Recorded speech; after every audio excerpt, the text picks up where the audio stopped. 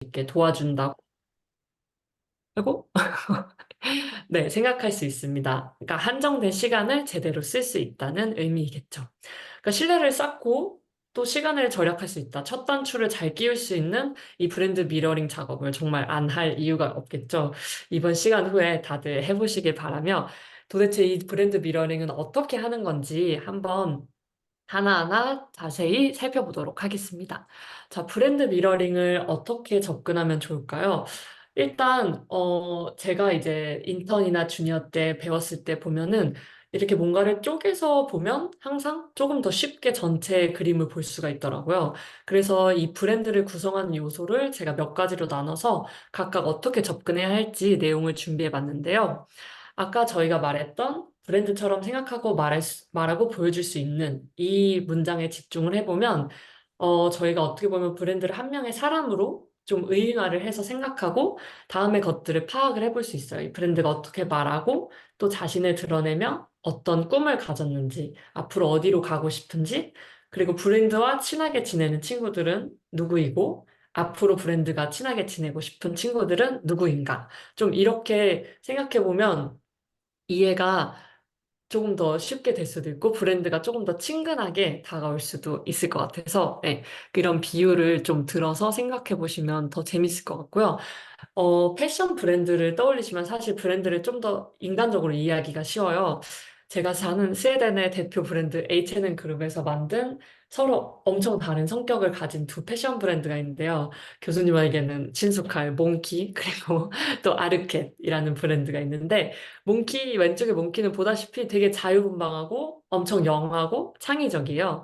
근데 아르켓은 그런 반면에 되게 멋진 언니들이 입을 것 같은 좀 멋스럽고 진지한 회의에도 입고 갈 수 있을 법한 그런 스타일이죠.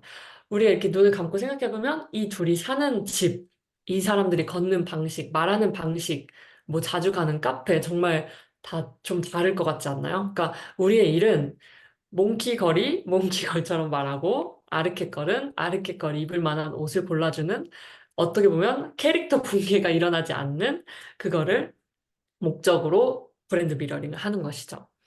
네, 그래서 브랜드 구성 요소 아까 본 네 가지를 오늘은 중점적으로 보면서 이걸 어떻게 접근하고 이 정보를 어떻게 소화해서 내가 쓸 수 있을지를 볼 건데요. 비전과 가치, 카피라이팅, 아트 디렉션, 엠바사더와 타겟 고객을 중심으로 한번 봐보겠습니다. 그 시작하기 전에 이제 브랜드 미러링의 두 가지 단계에 대해서 조금 소개를 하고 싶어요. 사실 되게 간단한데요. 첫 번째는 일단 증거를 수집을 해야 되고요. 그러니까 내가 이렇게 이해했다고 말하려면 어디서 그 증거를 찾았는지를 팀에게도 공유할 수 있어야 하고 내가 나중에 볼 자료를 만들어 놔야 되겠죠. 그러니까 그 증거를 수집을 하고 두 번째로는 그 증거를 바탕으로 나만의 브랜드 라이브러리 및 그런 페르소나를 구축을 하는 것입니다. 강의 마지막에 예제를 보여드리도록 할게요. 이걸 해놓으면 본인이 직접 이제 실무 환경에서는 카피라이터가 아니더라도 카피라이터인 팀원을 위해서 가이드를 만들어 줄 수도 있고 아이디어를 만들고 PT 작성할 때 항상 곁에 두고 참고할 수 있는 그런 유용한 자료가 됩니다. 근데 이 브랜드 미러링을 할 때는 좀 원칙이 있는데요. 선 계획 후 리서치라고 써놨는데 계획 없이 그냥 하면 아까 말했던 이런 시간을 효율적으로 쓰는 부분에서는 원했던 바와 반대의 결과를 불러오게 됩니다. 그래서 항상 시간을 정하고 리서치를 하셔야 되고요. 하나하나 짚고 넘어가 볼게요. 브랜드가 사용하는 일단 모든 채널에 리스트를 만드시고요. 그 다음에 그 채널마다 어떤 의도를 가지고 내가 자료를 수집을 할 건지를 미리 팀원들과 같이 생각을 한번 토론을 하면서 의도를 정하시고, 그 다음에 브랜드가 각 채널을 얼마나 쓰느냐에 따라 그 시간을 좀 배분할 필요가 있어요. 그러니까 사실 요새는 페이스북을 쓰는 브랜드는 거의 없잖아요. 그러니까 그런 경우에는 알고는 있되 여기에는 그렇게 시간을 많이 투자하지 않는다. 이 정도는 안무게 그런 룰로 알아두는 게 좋고요. 그리고 정해진 시간내로 리서치를 완료할 것. 실무에서는 이것도 굉장히 중요한 부분인데요. 항상 매일매일 주어진 과제가 있기 때문에 정해진 시간대로 어떤 것들을 보겠다 하고 완료하는 게 굉장히 중요합니다. 이거를 이제 개인이 한 브랜드 리서치를 하는 경우에는 저는 최소한 3시간 정도를 잡고 하라고 추천해 드리고요. 그룹에서 이제 쪼개서 하는 경우에는 한 사람당 1시간 정도 이제 배분해서 하고 모여서 공유를 하는 쪽으로 하는 것도 네, 되게 효율적인 방법입니다. 여러분은 그룹이 있으니까 그렇게 해보시면 좋을 것 같고요. 첫 번째 원칙 중에 이제 브랜드가 사용하는 모든 채널을 매핑 리스트업하라는 말이 있었잖아요. 그러니까 사실 인스타그램, 뭐 틱톡 그리고 웹사이트만 생각하기 쉬운데 어떻게 보면 정말로 브랜드는 사용하는 채널이 많이 있잖아요.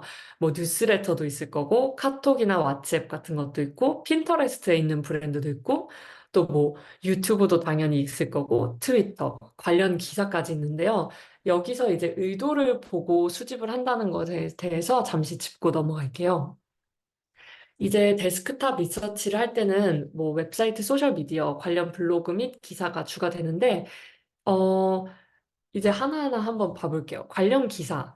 이거는 외부에서 브랜드를 바라보는 시선 및 이슈거리 같은 거를 좀 볼 수 있는 플랫폼이죠. 제가 이 부분을 언급하는 이유는 3년 전에 이제 일을 처음 시작했을 때 틱톡에 프라이드 캠페인을 한 적이 있어요. 근데 관련 아티클을 찾아보니까 1년 전에 레인보우 워싱으로 엄청난 문제가 됐고 커뮤니티의 반발이 컸던 그런 이슈가 있었더라고요. 그래서 이제 팀이 모두 그 사실을 인지하고 리서치를 하거나 어떤 전략을 세울 때 엄청 심혈을 기울여서 어떻게 이번에는 레인보우 워싱이 아니라 LGBT 커뮤니티를 진짜 서포트하는 캠페인을 만들어서 이 팬들, 틱토커들의 인식을 바꿀지 고민을 되게 많이 했거든요. 그러니까 이런 것들은 정말 기본적으로 조금씩 알아두는 것이 항상 좋고요. 이제 웹사이트 같은 경우에는 비전, 가치 이런 것을 보고 또 엠바서더 프로그램이 있으면 그런 걸 찾아보기에 좋고요. 뭐 인스타그램, 틱톡, 유튜브는 어떤 전반적인 톤 오브 보이스, 타겟 고객들이 어떤 이야기들을 하고 있는지 그런 거를 볼 때 정말 유용한 그런 한눈에 볼 수 있는 플랫폼이고 그리고 이제 뉴스레터나 뭐 카카오톡 등등 이제 1대1로 좀 커뮤니케이션 하는 듯한 느낌이 드는 플랫폼들 있잖아요. 거기서는 이제 카피라이팅에 정말 중점을 두고 이 브랜드가 사람으로서 어떻게 한 명의 나에게 이야기를 하는지 그거를 좀 분석을 해볼 수 있는 좋은 그런 채널인데요. 그러니까 이런 식으로 리스트업을 했을 때 우리가 여기서는 뭘 가지고 올 건지 그거를 팀원들끼리 생각을 하고 가져오시면 나중에 이제 왜 이걸 안 가져왔지? 왜 이런 거를 가져왔지? 하는 그런 일들을 줄일 수 있게 됩니다. 그래서 이제 예제 브랜드 2가지를 가져왔는데요. 이제 둘 다 스톡홀름에 있는 크리에이티브 스쿨이에요. 이제 하이퍼 아일랜드는 제가 간 모교이고요. 그리고 어떻게 보면 경쟁 학교라고 할 수 있는 베리스 스쿨 오브 커뮤니케이션인데요. 이 두 학교를 예제로 해서 제가 카피라이팅, 아트 디렉션 등등에 대해서 조금 보여드리고 싶어요. 그러니까 이 학교들이 학습 내용에 있어서는 거의 커리큘럼이 똑같거든요. 근데 학교를 홍보하는 방식, 브랜드의 DNA 자체가 굉장히 다릅니다. 지금 봤을 때 아트 디렉션부터 한쪽은 엄청 볼드한 텍스트의 이런 그레디언트, 그리고 다른 한쪽은 좀 더 뭔가 예술적이고 강렬한 그런 이미지와 영상을 사용하고 있죠. 그러니까 이들이 이렇게 눈에 보이는 거로만 다른 게 아니라 어떻게 정말 말하는 법까지 다른지 한번 보여드릴게요. 자, 일단 비전과 가치에 대해 얘기를 해볼게요. 이거는 브랜드의 정말 존재 이유라고 할 수 있는데요. 웹사이트에 항상 주로 나와 있는 내용입니다. 왜냐면 브랜드는 이거를 세우지 않고서는 존재하기는 어렵기 때문이죠. 자, 그러면 예제를 통해서 두 학교가 서로를 어떻게 다르게 스스로 정의를 하는지 한번 보겠습니다. 자, 하이엠퍼 아일랜드를 한번 쑥 훑어볼게요. We empower people to shape the future 라고 하네요. 그리고 이렇게 쭉 읽어보면 뭐 개인이나 집단을 위한 그런 배움의 기회를 만들고 뭐 shape the future를 하게 도와주고 우리는 사람들이 뭔가를 함께 만들 때 배움이 일어난다고 본다. 이것이 하이퍼 아일랜드의 웨이다. 그리고 베리스라 볼게요. 사실 이 타이틀 자체는 비슷하죠. Empower people to shape the future라든지 Powering Development라든지 둘 다 학생들의 성장을 어떻게 보면 되게 관심에 두고 있다는 거를 알 수가 있는데 이거를 어떻게 커뮤니케이션 하는지가 엄청 달라서 되게 재밌습니다. 한번 그게 카피라이팅에 어떻게 나타나는지 한번 뜯어볼게요. 자, 브랜드의 존재 이유였잖아요. 비전이랑 가치가. 근데 이 존재 이유는 왜 존재하냐면 브랜드가 말하는 방식, 가이드하기 때문인데요. 저희가 이걸 봤을 때 애매하게 뭔가 이런 느낌으로 말하고 있네 말고 프로페셔널 이제 되면은 어떤 동사, 명사, 형용사, 부사 어떤 단어를 썼는지 진짜 분석을 해야 그런 DNA의 핵심을 추출을 할 수가 있는데요. 하이퍼 아일랜드부터 한번 볼게요. 어떤 키워드를 가지고 나갈 수 있는지. 보면은 이제 We empower people to shape the future. 그리고 이렇게 나와 있잖아요. 저는 이 empower라는 동사가 되게 뭔가 힘을 실어주고, 그리고 또 shape the future, 미래를 만든다. 그리고 여기 together라는 단어가 되게 와닿았거든요. 뭐 제가 모교 학생이라서 이걸 찾기 더 쉬울 수도 있지만, 여러분도 이제 연습을 해보시면 어떤 단어들이 되게, 이게 핵심이구나, 이런 것들이 다가오실 거예요. 그리고 이거는 브랜드에서 작성한 카피를 보면 더 확실해지는 부분이고요. 그러면은 하이퍼는 이제 empower, shape the future, together를 가지고 가고 있는데, 베리스는 어떤 거를 또 DNA로 가져갈까요? 한번 볼게요. 베리스는 이제 파워링 디벨롭먼트, 여기서부터, 여기는 조금 비슷했지만, 이제 보면은 자기는 우리들은 월드 리딩, 세계를 이끄는 커뮤니케이션 학교로 묘사가 된다. 그리고 지난 5년간 여러 가지 국제 대회에서 많은 상을 받았고, 그리고 탑 크리에이티브 스쿨이다. 전 세계적으로 우리는 탑 크리에이티브 스쿨이다. 굉장히 다르죠. 벌써 타이틀에서 존재 이유는 비슷했지만 이제 자기들은 어떻게 학생들의 발전을 도모하는지 그거는 굉장히 다릅니다. 좀 자랑투의 말투죠. 어떻게 보면. 자, 이제 두 개를 딱 옆에 놓고 비교를 해볼게요. 둘을 사람으로 한번 생각을 해보시면 조금 쉬울 텐데, 이 하이퍼 아일랜드 친구 같은 경우에는 되게 그룹 과제에서 좀 잘 해낼 것 같고, 조금 리더십이 있고, 그런 인간상이 보이고, 그리고 베리스는 좀 더 뭔가, 약간 자기가 잘난 것을 알고, 이런 네임 밸류 같은 거에 되게 익숙한 어떤 사람이 그려지는데요. 그러니까 이런 식으로 이런 브랜드의 미션 스테이트먼트를 보고, 키워드를 추출을 해내면, 이 브랜드는 대충 어떤 학생들이 좋아하겠다, 어떤 학생들을 원하는구나, 어떤 고객을 불러오고 싶은구나, 이런 거를 좀 이해를 빠르게 할 수가 있는데요. 이 키워드를 보고 또 자기만의 핵심, 이거를 관통하는 하나의 단어를 만들어내는 것도 중요한데요. 저희가 이제 하이퍼와 베리스 스쿨을 봤을 때 하이퍼아일랜드는 정말 커뮤니티 중심의 커뮤니케이션이라고 볼 수가 있고요. 베리스는 아까 봤다시피 상에 대한 언급, 월드 리딩, 탑 크리에이티브. 그러니까 정말 엘리트주의 중심의 커뮤니케이션이라는 걸 알 수가 있어요. 그러니까 브레인스톰을 할 때 이거를 좀 기준점으로 사용하면서, 만약에 내가 지금 하이퍼 아일랜드에 관련된 걸 만들고 있는데 너무 뭔가 넘사벽 같은 그런 이미지를 추구하는 아이디어를 만들어 버렸어. 그러면 이제 친구들이 다 함께, 우리 미러링 할 때 그게 아니었잖아 하고 이거를 바로 걸러낼 수가 있는 것이죠. 그래서 기준점으로 또 이렇게 사용을 할 수가 있습니다. 그럼 여기서 잠시 퀴즈 타임이 있겠는데요. 제가 이제 두 학교가 쓴 인스타그램 포스트를 가져왔어요. 그러니까 한 10초, 20초 정도 이렇게 눈으로 보시고 속으로 답을 정하시고 또 그 이유를 나름 방금 보신 거에 기반해서 한번 정해보세요. 네. 교수님은 이미 아시겠죠? 너무 쉬웠나요? 네, 바로 왼쪽 투 탑 랭크드 스쿨 여기서부터 드러나는 베리스의 다시 이런 어떤 자기 학교의 그런 국제적인 명성을 자랑하는 그 포스트 그리고 하이퍼 아일랜드도 사실 첫 문장에서 드러납니다. 아까 empower라는 동사를 제가 하이라이트를 했었죠. You're never too old to learn something new. 이거를 하나하나 그 키워드가 어떻게 이 카피에 녹아 있는지 도대체 이게 어떻게 쓰인 건지를 한번 같이 볼게요. 이제 보면은 탑 랭크드 스쿨은 탑 크리에이티브를 변형해서 말한 거예요. 그리고 two coincidental names in communication education 이것도 탑 크리에이티브랑 동일한 말이죠. 근데 그냥 다르게 말한 것뿐입니다. 그리고 파워링 디벨롭먼트 이제 학생들이 미국으로 갈 거래요. 그러니까 이것도 다르게 말했지만 우리는 이런 방식으로 학생들의 개발을 서포트합니다. 이런 거고요.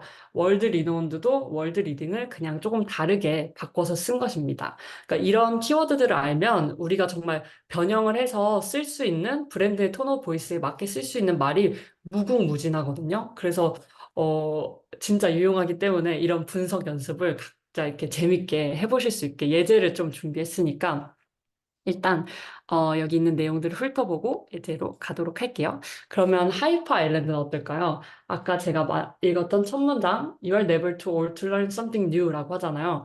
그러니까 되게 응원을 해주고 용기를 좀 북돋아주는 말투죠. 그 배움에 늦은 나이란 없다. 많은 사람에게 위로를 주는 발언이고 그렇기 때문에 하이퍼는 사실 학생들의 연령이 베리스보다는 높아요. 저도 이제 27에 어떻게 보면 조금 늦은 나이에 이 크리에이티브 공부를 시작했는데요. 이 하이퍼의 말투, 태도가 제가 두 학교 중에 베리스가 아닌 하이퍼를 고르게 하는 또 요인이 되기도 했었거든요, 실제로. 그러니까 또 보면은, 그리고 또 이 커뮤니티 중심의 그런 커뮤니케이션이라고 말씀을 드렸잖아요. 되게 인칭 대명사부터 we, our, team 이런 단어를 굉장히 많이 씁니다. 이것도 together를 다른 방식으로 표현한 거예요. 그리고 이제 마지막 단락에 보면 redefine the industry in many different ways. 뭐 업계를 재정의한다. 이것도 shape the future랑 어떻게 보면 또 똑같은 말이죠. 그러니까 이렇듯이 브랜드의 키워드가 어떻게 수많은 다른 방식으로 말을 통해서 전달되고 있는지 알 수가 있는데요. 가장 중요한 거는 저희가 이제 이거를 다르게 변형을 하고 저희만의 기준을 통해서 계속 체크를 하고 브랜드 톤 오브 보이스에 맞는지 아이디어를 설명할 때 이걸 맞춰서 말할 수 있는지 그거를 보는 건데요. 그러면 정말 브랜드의 신뢰도가 굉장히 높아집니다. 자, 이제 카피라이팅은 이 정도로 마무리를 하는 건데, 카피라이팅 과제를, 작은 과제지만 재밌는 과제를 하나 내드릴게요. 여러분이 제가 방금 보여드린 과정을 직접 팀끼리 한번 해보셨으면 좋겠어요. 각자 하고 비교를 해보셔도 되고, 함께 한 컴퓨터로 보면서 토론을 하는 것도 괜찮습니다. 그래서 이 과정을 거쳐서 키워드를 찾고 난 후, 인스타그램 포스트를 작성해 보셨으면 좋겠는데요. 이제 예원학교 팀 같은 경우에는 그 디지털 아카이브에 학생들이 작년에 이제 선정이 됐잖아요. 그래서 그 친구들 중에 한 명 혹은 두 명, 아니면 전체를 아우를 수 있는 아이디어가 있으시면 그거를 바탕으로 작업을 소개하는 포스트를 하나 짧게 적어 보시고요. 그리고 디지털 전시관 티저 영상이 있다고 가정을 하고 그 영상에 들어갈 포스트도 한번 작성을 해 보시고요. 그리고 이제 뚜주 루틴 같은 경우에는 이 과제를 내면서 너무 재밌었는데요. 빵을 좋아해서 그런지 제품 중에 하나를 고르셔서 이거를 신메뉴라고 가정을 하시고 고객들에게 최초로 소개를 한다고 하는 포스트를 하나 또 짧게 작성해 보시고 제가 이제 뚜주루를 좀 찾아보니까 이 귀여운 거북이 빵이 되게 인기가 많더라고요. 이 탄생 비화에 대해서 이미 이야기가 있다면 그거를 베이스로 하시고요. 없으면 그냥 만들어서 재밌게 어쨌든 그냥 예제니까 그 포스트를 한번 작성을 해보셨으면 좋겠어요. 그걸 하시고 교수님한테도 피드백을 한번 받고 그리고 오늘 배운 거를 바탕으로 다른 팀에게 서로 피드백을 주시면 좋겠어요. 왜냐면 이 피드백을 주는 연습 자체가 분석하는 머리를 깨우는 거기 때문에 되게 중요하거든요. 그래서 교수님과 함께 상의하면 재밌게 낸 문제이기 때문에 다들 한 번씩 해보시고, 네, 체크를 해보셨으면 좋겠습니다. 이걸 할 때 좀, 라고 생각을 해요. 여러분. 그래서 이 방금 이지은 선생님이랑 선생님이 서로 이 우리 캡손 디자인 팀이 예원학교와 뚜주루 과자점을 주제로 세 개의 팀이 작업을 하고 있다고 얘기를 나눴고 굉장히 긴밀하게 얘기를 한 결과 이제 만약에 이제 미디어 몽크스에서 일하는 글로벌 컨텐츠 크리에이터가 이 작업을 이제 만약에 도와준다면 어떤 예제를 주고 싶은지를 상상을 하고 가정을 하고 이걸 내주신 거거든요. 근데 선생님이 실제로 이제 여러분들 교양 과목에서 이제 만났던 친구들도 있지만 맨 마지막에 이제 근미래 상상하는 기사 써보기 뭐 이런 거를 인스타그램에 올렸을 때 실제로 뭐 신문 기사에서 올렸을 때 뭐 이런 상황을 가정을 하고 여기 가정하고 소개하는 포스트라고 되어 있는 것처럼 기사도 써보고 대표 이미지도 한번 생각을 해보고 이런 예제들이랑 같은 거니까 이런 예제들 같은 경우에는 이제 최종 결과물에도 우리가 이런 과정에 의해서 우리의 이 프로젝트를 시뮬레이션 해봤다라는 증거로도 활용할 수 있는 굉장히 좋은 자료가 될 거니까 차차 수업에서 해 나가도록 합시다. 네, 교수님 감사합니다. 음. 그러면은 유용한 이제 도구를 하나만 소개를 해드리고 이제 아트 디렉션 챕터로 넘어가 볼게요. 어, 이거는 사실 실무에서는 자동으로 이제 머릿속에 이렇게 탁탁탁 오는 부분이 생기는데, 이제 처음에 할 때는 이런 테이블들이 학생들은 도움이 정말 많이 되더라고요. 특히 이 소셜미디어 브랜드 보이스, 여기서 보면 이제, 뚜주루에 맞는 것은 무엇일까, 예원학교에 맞는 것은 무엇일까, 이런 것들을 그 리서치를 하시고 증거 수집한 거를 바탕으로 이렇게 대조해 가면서 어떤 것들을 여기서 가져가면 좋을지, 어떤 것들이 가이드가 될 수 있는지 한번 생각해 보시면 좋을 것 같고요. 뭐, 보이스 다이멘션도 굉장히 비슷합니다. 어떤 말투라고 생각하시면 되고요. 자료에 없는 표현은 또 직접 적절한 것을 만드셔도 됩니다. 네, 그러면 이제 아트 디렉션으로 넘어가 볼게요. 디자인을 공부하시는 분들이니 이런 비주얼 쪽이 좀 재밌을 것 같은데요. 저도 개인적으로 카피보다는 비주얼을 좋아하는 사람으로서 이 부분을 만들 때 되게 재밌었는데요. 아트 디렉션에 대해서 얘기를 조금 해볼게요.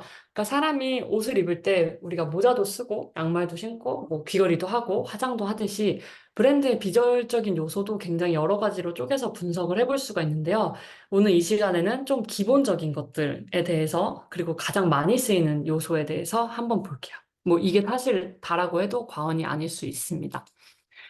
자, 다들 아시겠지만 브랜드에는 브랜드를 정의하는 컬러가 있을 거고요. 타이포그래피를 어떻게 사용하는지 브랜드마다 정말 다르고 사진, 영상, 그래픽 등은 어떻게 보면 약간 체리 온 톱처럼 정말 브랜드를 정의하게 되는 그 색을 입혀주는 그런 친구들이죠.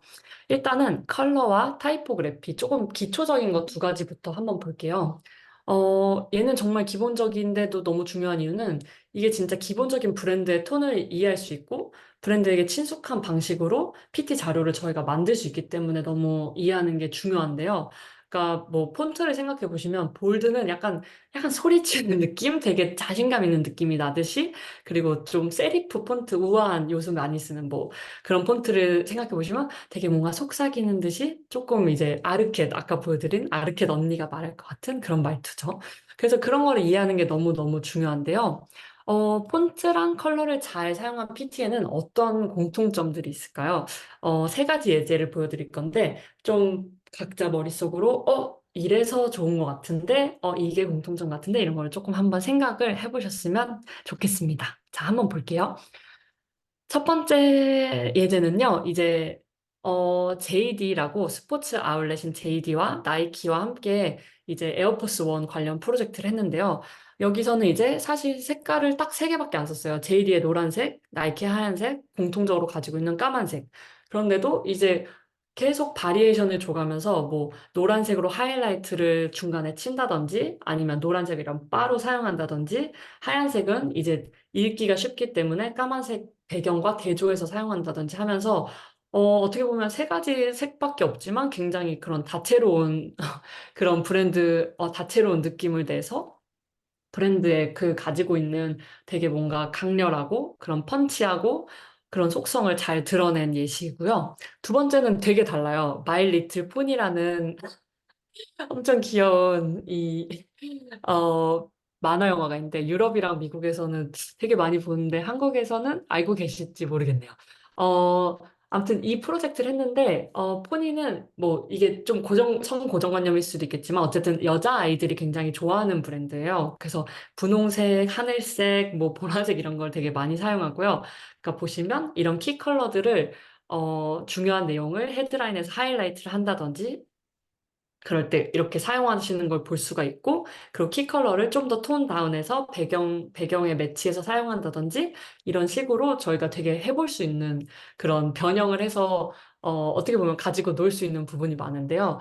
한 가지 더 말씀드리면, 이 로고가 되게 동글동글하잖아요. 이런 것도 착안을 해서 뭔가 이런 쉐입 같은 걸 쓸 때도 사각이 아닌 좀 더 원형, 이런 그 서클을 쓴다든지, 아니면 여기 네 번째 우측 하단에 보이는 것처럼 뭔가를 보여줄 때도 이렇게 원형을 많이 사용해서 이런 식으로 브랜드에게 친숙한 느낌을 만들어 가는 거예요.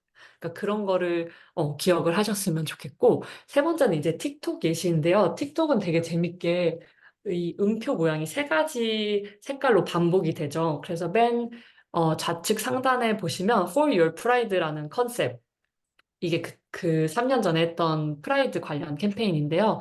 이때는 왜 틱톡 로고를 직접 가져온 이 비주얼을 썼냐면, 틱톡에는 여러분이 아시다시피 해시태그 FYP for your page 해시태그가 있잖아요. 가장 많이 쓰인 해시태그인데 저희가 이때 프라이드 때는 for your pride로 테이크 오버를 하자. 그래서 이렇게 틱톡에 세 가지 색깔을 사용해서 컨셉을 표현한 겁니다. 그래서 이분들이 보고 아, 우리의 FYP를 뜻하는구나. 이렇게 바로 직관적으로 알 수 있게끔요.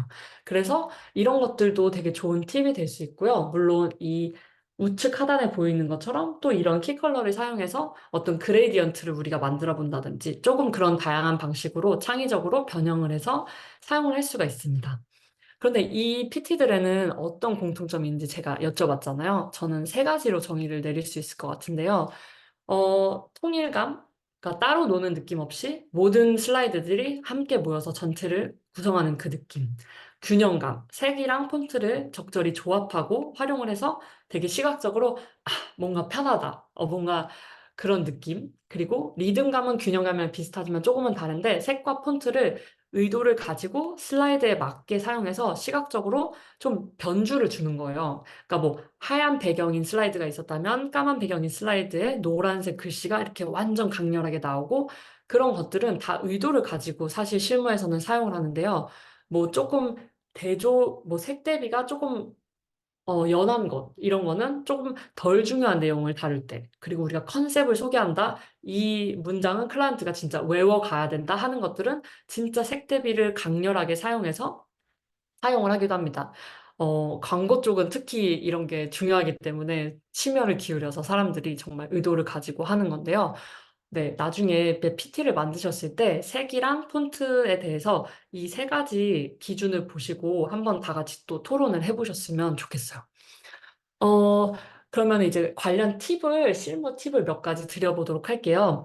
일단, 브랜드 PT를 만들 때는 브랜드 폰트를 사용한다는 것이 제일 첫 번째 원칙인데, 크롬에는 되게 편리한 플러그인이 있어요. 폰트 닌자라는 플러그인인데, 이걸 이제 크롬에 설치를 하고 그 글자를 딱 찍으면 이게 어떤 폰트를 사용했고, 뭐 폰트 크기부터 다 나오거든요.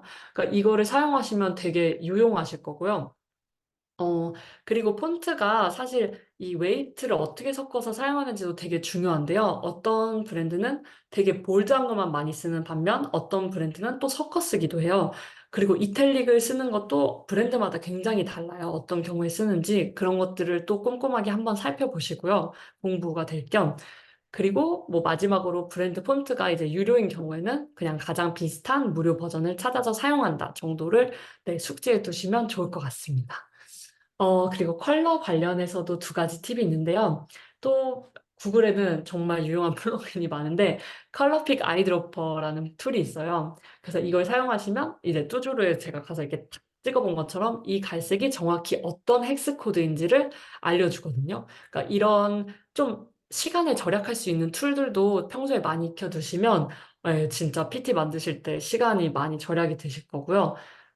마지막 팁은 좀 사실 지금은 몰라도 되겠지만, 그래도 여러분들에게 보여드리고 싶었던 건데, 이 컬러 컨트라스트 체커라는 웹사이트가 있어요. 이거는 사실, 눈이 조금 잘 안 보이는 사람이라던가, 색약 생맹인 사람들을 위해서 만들어진 건데, 어떻게 보면, 뭐, 노인들에게도 중요한 부분이고, 그렇기 때문에 한 번씩은 써보시는 걸 추천하는데요. 내가 고른 색, 내가 고른 폰트, 이런 사이즈 같은 게 얼마나 모든 사람들이 읽기 쉬운지 그거를 말해주거든요. 그러니까 어떻게 보면 접근성에 대한 문제인데요.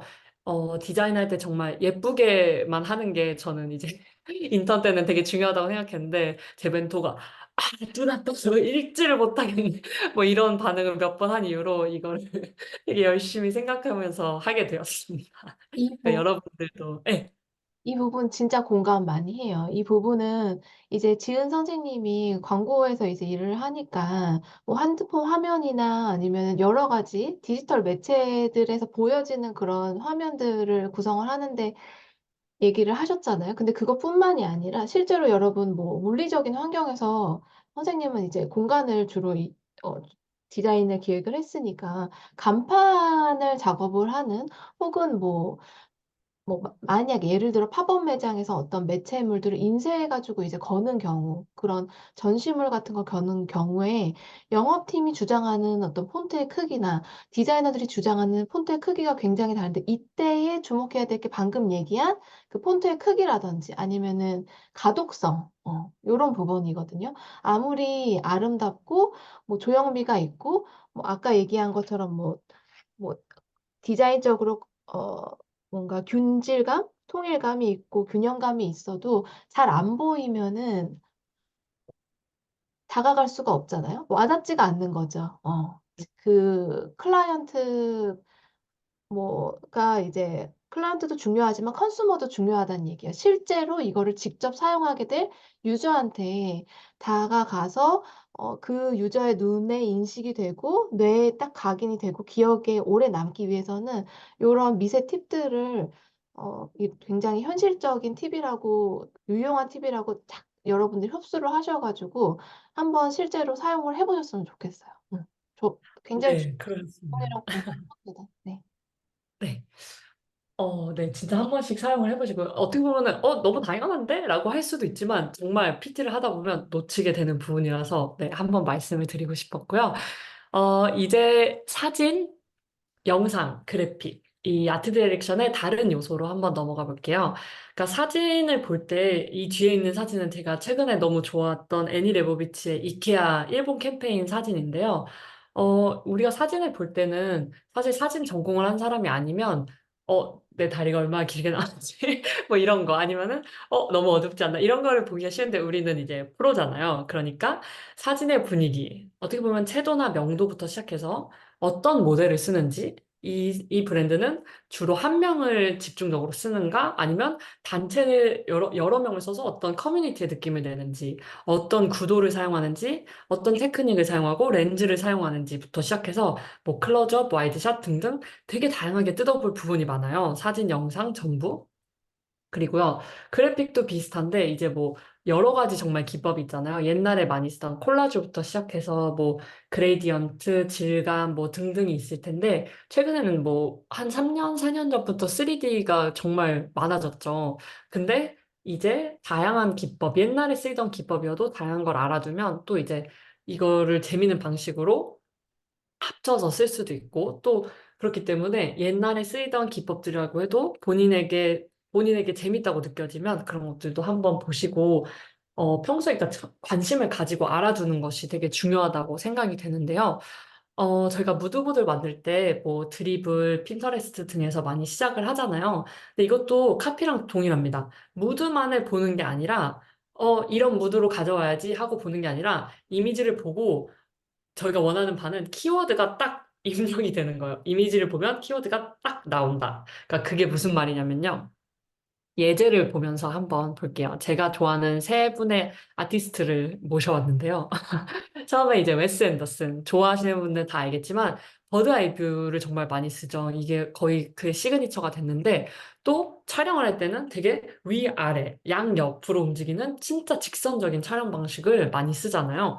그러니까 이 사람에게는 이런 특징이 있고, 또 이제 패션 사진 작가 팀워커는 어안 렌즈를 되게 많이 사용하더라고요. 그래서 저는 너무 재밌고 좋다고 생각해서 이제 환상적이고 좀 비현실적인 느낌을 그런 몽환적인 컨셉을 할 때 이 포토그래퍼의 사진을 많이 가져오는 편입니다. 이 사진이 만약에 그냥 단렌즈로 찍혔다 하면은 너무너무 다를 것 같지 않나요? 이런 공간의 확장감도 없을 것이고, 네, 아무튼 느낌 자체가 아예 달랐겠죠. 그 세 번째는 이제 제가 너무 좋아하는 엘리자베타 포로디나라는 러시아 사진 작가인데요. 이 작가는 어떻게 보면 약간 잠자리의 눈으로 세상을 본 것처럼 약간 피사체를 여러 겹으로 보이는 그런 다중 노출된 느낌 같은 거를 많이 사용하는 사람인데, 그러니까 여기서 말씀드리고 싶은 거는 평소에 좋아하는 뭐 사진 작가, 감독이 생기면 어떻게 작업하는지를 한번 잘 봐두시고요. 그 작업 방식의 이름도 한번 외워보시는 것도 추천드려요. 이게 도움이 진짜 진짜 많이 돼요. 왜냐면 저는 크리에이티브를 일하면서 디자이너 아니면 일러스트레이터들이랑 일을 많이 하는데 이 사람들에게 이런 기법을 썼으면 좋겠어라고 말하면 이런 느낌으로 했으면 좋겠어보다 정말 그분들에게는 도움이 많이 됩니다. 그래서 이거는 사실 팟캐스트를 들으면서 공부를 하셔도 되고, 아티클을 읽으셔도 되고, 다큐멘터리를 보셔도 되고, 뭐 자기에게 정말 재밌는 방법으로 선택하셔서, 좋아하는 거에 좀 이렇게 깊게 한번 파보는 그런 연습을 한번 해보셨으면 좋겠어요.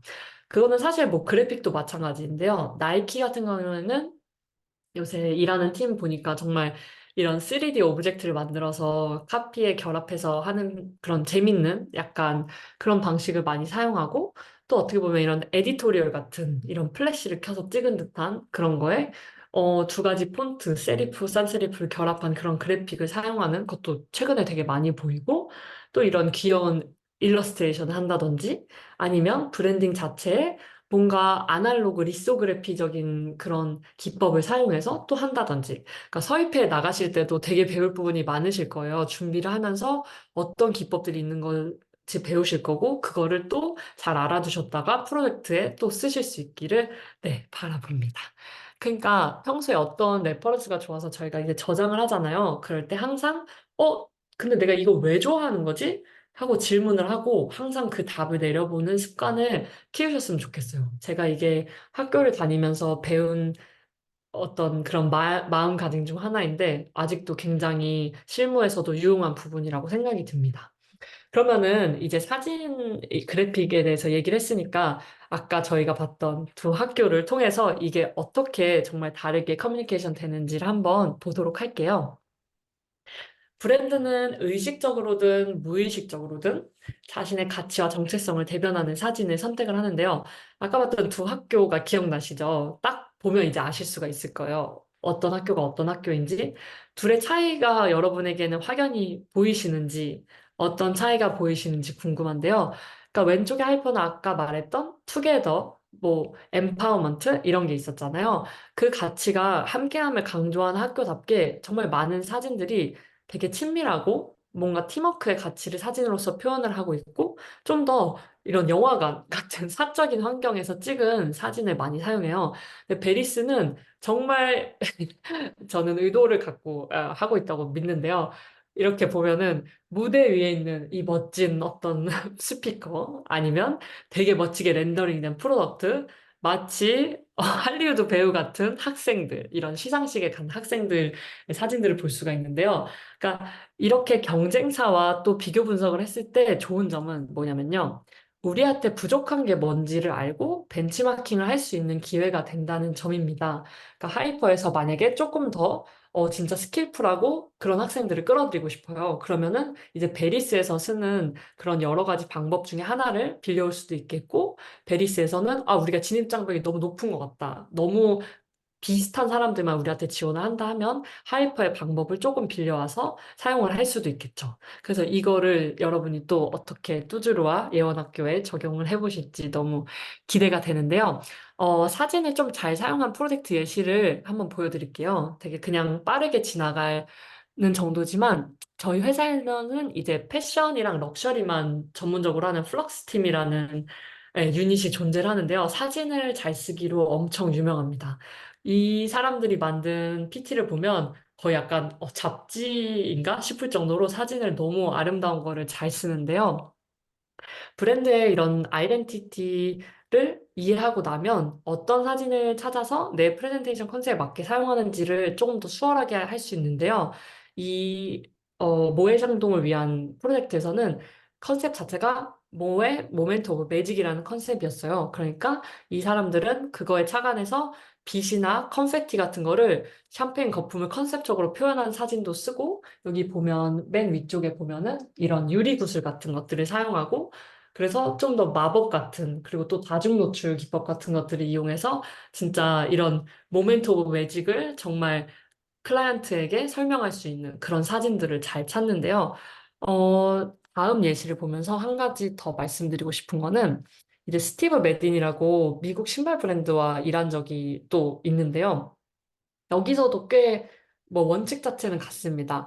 그러니까 여기서는 신발이 되게 항상 히어로가 돼요. 그리고 이거를 신는 길거리의 사람들, 이 브랜드에게서는 굉장히 중요한 아이덴티티인데요. 그러니까 저희가 원하는 거는 사실 브랜드가 제작하지 않은 사진인데도 브랜드가 우리가 이런 걸 언제 했지? 할 정도로 뭔가 그 브랜드에 맞는 사진들을 적절히 활용하는 그런 거라고 할 수 있습니다. 그러니까 이 팀이 이걸 잘한 이유는 그들이 사진을 이제 진짜 하나하나 쪼개서 키워드로 보고 분해해서 보는 법을 잘 알기 때문에 이렇게 이 팀은 사진 잘 쓴다. 이렇게 가능하다고 볼 수가 있습니다. 이제 예제들을 몇 개 살펴봤는데요. 이제 브랜드의 존재 이유부터 저희가 시작을 해서 그게 또 어떻게 비주얼에까지 영향을 미치는지 또 어떻게 세부적으로 뜯어볼 수 있는지 같이 한번 봤는데 여러분에게 이제 아트 디렉션 챕터를 마치며 공통 과제를 하나 드리고 싶어요. 클라이언트의 비주얼 브랜드 요소인 아까 소개한 사진, 영상, 컬러, 폰트, 그래픽을 경쟁사와 대비를 하셔서 분석해 보시고 정리를 한 다음에 개선점 하나, 좀 적용 가능한 걸 하나 찾아서 가져오셨으면 좋겠고요. 그리고 두 번째는 조금 더 개인적인 과제인데요. 가장 좋아하시는 비주얼 아티스트가 한 명쯤은 있으실 거라고 생각해요. 디자이너든 뭐 감독이든 그분들의 작품을 한 가지 조금 진짜 자세하게 뜯어본 다음에 비주얼적인 측면에서 이유를 찾아내고 내가 왜 좋아하는지 그리고 어떤 테크닉들을 사용해서 이게 흥미로운 비주얼들을 만들었다. 그 이유를 하나 찾아내시고 팀원들한테 공유를 이제 서로 해보셨으면 좋겠어요. 그러니까 이거는 자기만을 위한 게 아니라 다른 사람들도 본인이 좋아하는 거를 공유함으로써 영감을 받을 수가 있고 또 서로서로 배울 수가 있거든요. 그래서 이거는 실무에서도 팀끼리 월요일마다 뭐 인스피레이션 세션 해서 많이 하는 거기 때문에 한번 해보셨으면 좋겠고 교수님 수업에서도 이런 거를 하셨다고 하지 않으셨나요? 교양에서는 무드보드를 만들거나 컨셉보드를 만들 때에 이렇게 이미지로서 커뮤니케이션 하는 그런 습관?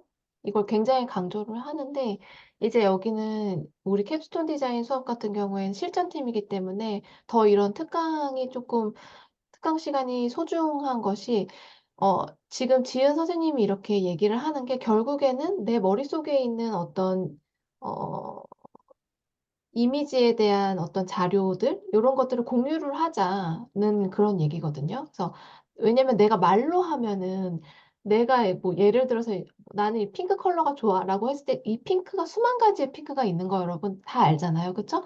그럴 때 같이 나의 이 생각과 이 팀원들의 생각을 일치시킬 수 있는 어떤 비주얼적인 자료로 소통을 하자라는 내용에서 뭐 1번은 여러분들이 벤치마킹을 하면서 이제 찾으시면 만약에 벤치마킹 할 경쟁사가 없으면은, 어, 우리 뭐 팀의 주제에 맞는 어떤 최종 결과물에 맞는 폰트나 컬러나 그런 그래픽의 결들, 이런 것들을 리서치한 이미지 자료로서 같이 미팅을 하라는 얘기고요.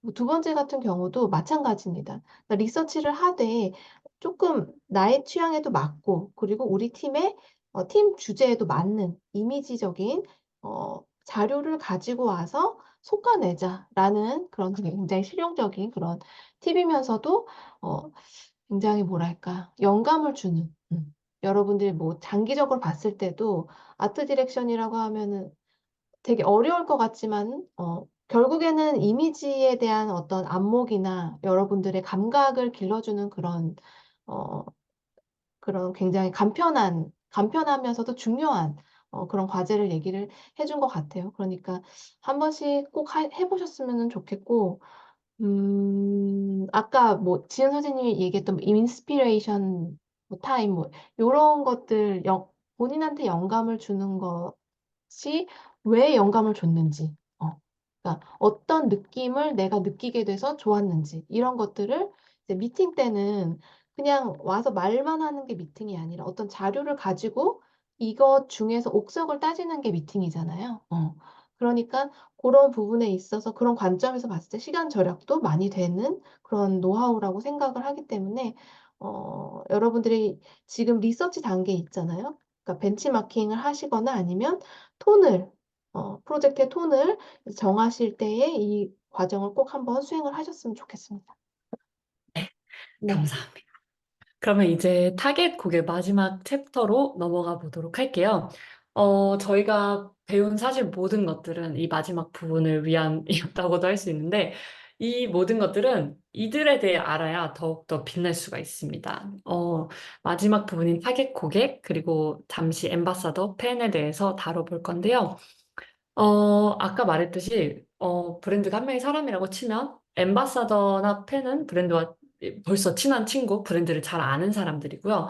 그리고 타겟 고객은 이제 브랜드가 앞으로 친해지고 싶은 사람이라고 했었잖아요. 근데 이들은 다르지만 각자 배울 게 정말 많은데요. 엠바서더와 팬 같은 경우에는 일단 브랜드의 제품이나 서비스를 어떻게 활용하는지 이해를 굉장히 많이 도와줍니다.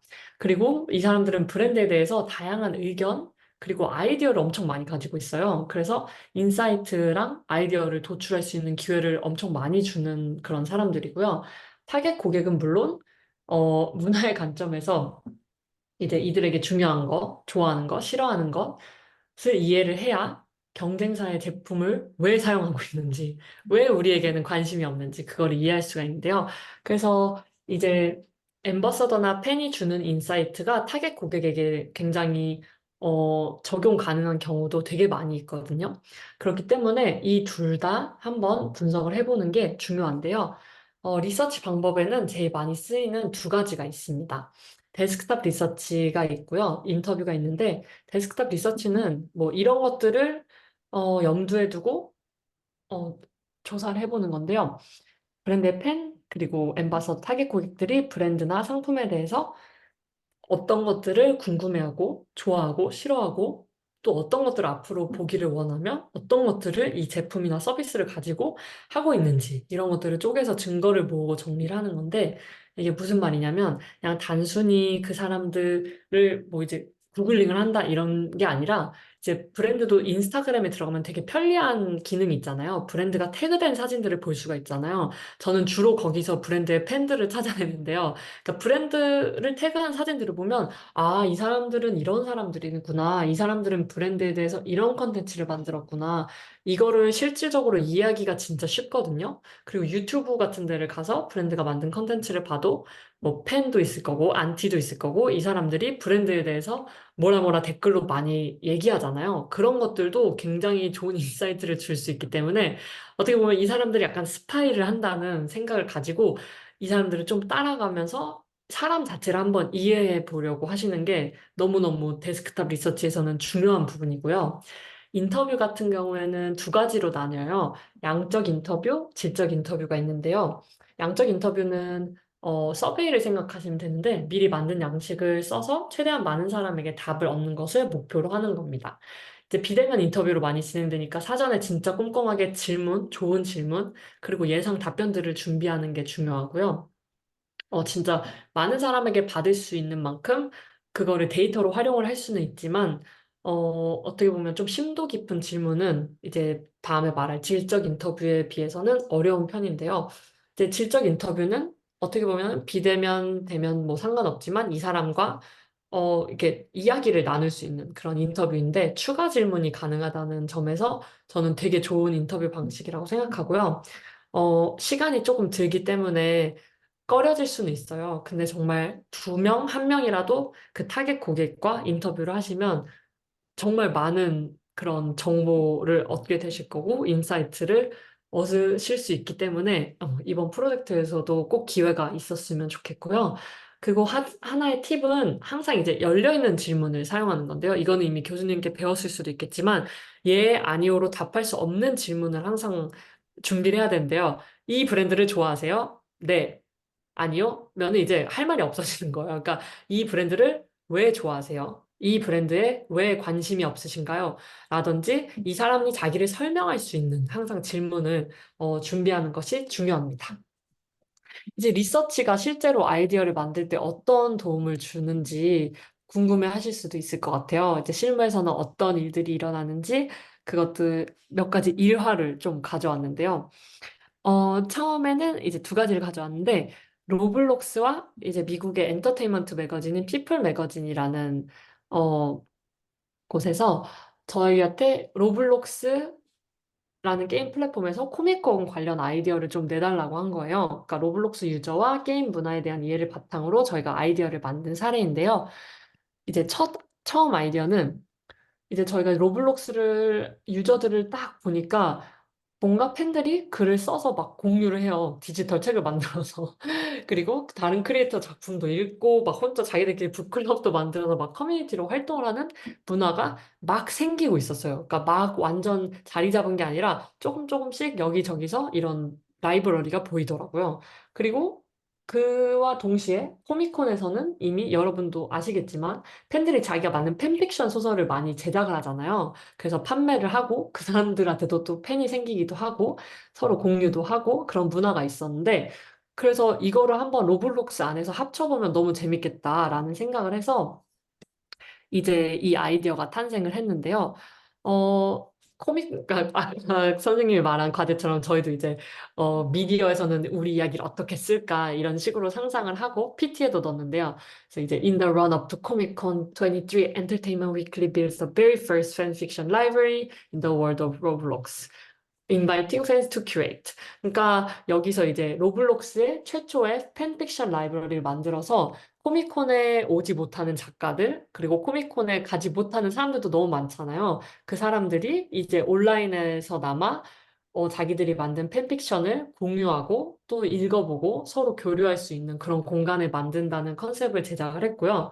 어떻게 보면은 디지털 공간이기 때문에 없어지지 않고 계속해서 팬들이 늘어나고 커뮤니티가 형성이 되고 어떻게 보면 뭐 북토크도 할 수 있고 다양한 그런 체험을 할 수 있는 공간을 만들자 그런 게 아이디어였고 제일 재밌는 코믹은, 인기가 많은 코믹은 또 이제 엔터테인먼트 위클리, 여기 피플 매거진에 또 피처를 해서 또 약간 실제 저희가 사는 세계와 또 디지털 세계를 그런 믹스하는 아이디어를 내기도 했었는데요. 그러니까 이런 식으로 로블록스의 유저들이 뭘 하고 있는지, 그리고 또 코미콘 유저들은 뭘 하는지, 그 공통점은 뭔지를 보는 게 되게 도움이 많이 되었는데요. 한 가지 예제를 더 가져왔습니다. 어, 로블록스에서는 또 이 라이벌리 말고도 옵스타클 런이라는 게 이거는 너무너무 많은 사람들이 이미 많이 플레이를 하고 좋아하는 컨셉이었어요. 그래서 하나 정도는 안전하게 이미 사람들이 많이 하는 거를 가져가자. 그게 아이디어였는데요. 코미콘에서는 또 이런 재미있는 문화가 있었어요. 참가자들이 어떤 뭐 컴피티션 같은 거에 참여하면 미스터리 박스라고 내용물을 알 수 없는 경품을 주는 문화가 있는 거예요. 근데 이게 너무 좋았던 게 이게 주로 언박싱 컨텐츠로 올가닉 컨텐츠로 제작이 돼서 뭐 크리에이터들에 따로 돈을 준다던가 하지 않더라도 약간 자연스럽게 2차적 홍보를 누릴 수 있는 그런 문화가 자리 잡혀 있어서 이 두 가지 인사이트를 또 합쳐서 저희가 만든 컨셉은요. 이제 코스플레이 파쿠어 코스라는 건데요. 이제 파쿠어 코스 옵스타클 런을 하면서 아이템을 모아서 어떤 착장을 완성할 수 있는 게 일단 첫 번째 아이디어였고요. 뭐 5가지 아이템을 모으면 이제 루피의 모자라든지 이런 바지라든지 이런 다양한 아이템을 모아서 결국에는 착장을 완성한 사람, 그리고 제일 빠르게 옵스타클 코스를 끝낸 사람이 이제 우승자가 되는 거죠. 그래서, 이런 착장을 모으는 것뿐만 아니라 가장 빠르게 높은 점수로 끝낸 유저에게는 코미콘에서 주는 것 같이 인게임 미스터리 박스를 제작해서 유저들이 좀 자랑도 할 수 있고, 남들과 다른 아이템을 사용해서 이런 거를 보여주고 또 컨텐츠로도 만들 수 있게끔 하는 아이디어를 만들었는데요. 어, 진짜 이런 리서치가 없었다면 사실 불가능한 아이디어들인 것 같아요. 그러니까 이런 리서치를 할 때 느끼는 거는 진짜 리서치만 잘해도 뭔가 누가 나한테 떠먹여주는 것 같은 그런 아이디어가 떠오르기도 한다. 이런 거를 네. 그러니까 어떻게 보면 다시 왜 하는지로 돌아가서 이런 점들을 조금 기억을 해주셨으면 좋겠고요. 이제 거의 마지막인데요. 이제 다음 케이스는 판도라, 이제 덴마크의 주얼리 브랜드죠. 판도라의 팬이 주얼리를 얼마나 창의적으로 재밌게 사용하는지를 그걸 보고 포착을 해서 인터랙티브 웹사이트 컨셉으로 만들어낸 사례인데요. 제가 이제 틱톡을 보고 이 유저들이 판도라 주얼리를 되게 대체 어떻게 쓰는가 그런 거를 많이 살펴봤어요. 그 스파이 보드로 봤는데 이 사람들이 뭐 판도라에서는 사실 이런 방식으로 홍보를 많이 해요. 디즈니랑 콜라보를 한다면 이 팔찌에 뭐 미니 마우스, 미키 마우스 뭐 그런 거 이렇게 단 팔찌를 보여줘요. 이게 디즈니 팔찌입니다. 이렇게 굉장히 단순한 방식으로 브랜드 자체에서 홍보를 하는데 팬들은 어떻게 보면 되게 수준이 높아요. 이 팔찌에 자기의 삶의 이야기들을 담아낼 수 있는 참들을 모아서 어떻게 보면 컨셉 팔찌를 만든 거예요. 그러니까 무작위가 아니라 자기의 뭐 미래, 현재, 과거에 대한 그런 모든 것들을 담긴 이야기를 만드는 그런 문화가 있더라고요. 그러니까 브랜드가 시작한 것이 아니고 팬들이 자연스럽게 그런 작은 마이크로 트렌드를 만들고 있던 것이죠. 근데 브랜드는 아직 이거를 파악을 못한 상태였어요. 그래서 저희가 차밍 스토리라는 그런 컨셉을 만들어냈어요. 인터랙티브 웹사이트로 모바일이랑 데스크탑에서 둘 다 할 수 있는 경험인데요. 그러니까 여기 랜딩 페이지 화면에서 쓰여 있듯이 모든 유저가 스토리텔러가 되어서 자기 어떤 기억, 영감, 비전, 미래에 대한 꿈에 대한 이야기를 판도라 이런 참을 통해서 할 수 있는 웹사이트인데 이제 팬들이 많이 하는 주제에서도 좀 착안을 해서 사랑이나 뭐 가족 이런 우정에 대해서 그런 토픽들을 고를 수 있게 했고요. 그 다음에 진짜 쉽게 드래그 앤 드롭으로 원하는 참을 골라서 이 블랭크, 빈칸에 채워넣기 방식으로 되게 간단한 게임식으로 제작을 했는데요. 이거를 이제 현재, 과거, 미래에 대한 거를 참을 하나씩 채워 넣으면 이제 마지막에는 서머리를 보여줍니다. 그러니까 자기만의 이야기를 판도라 주어를, 이 보석을 통해서 완성을 할 수 있게 되는 거죠.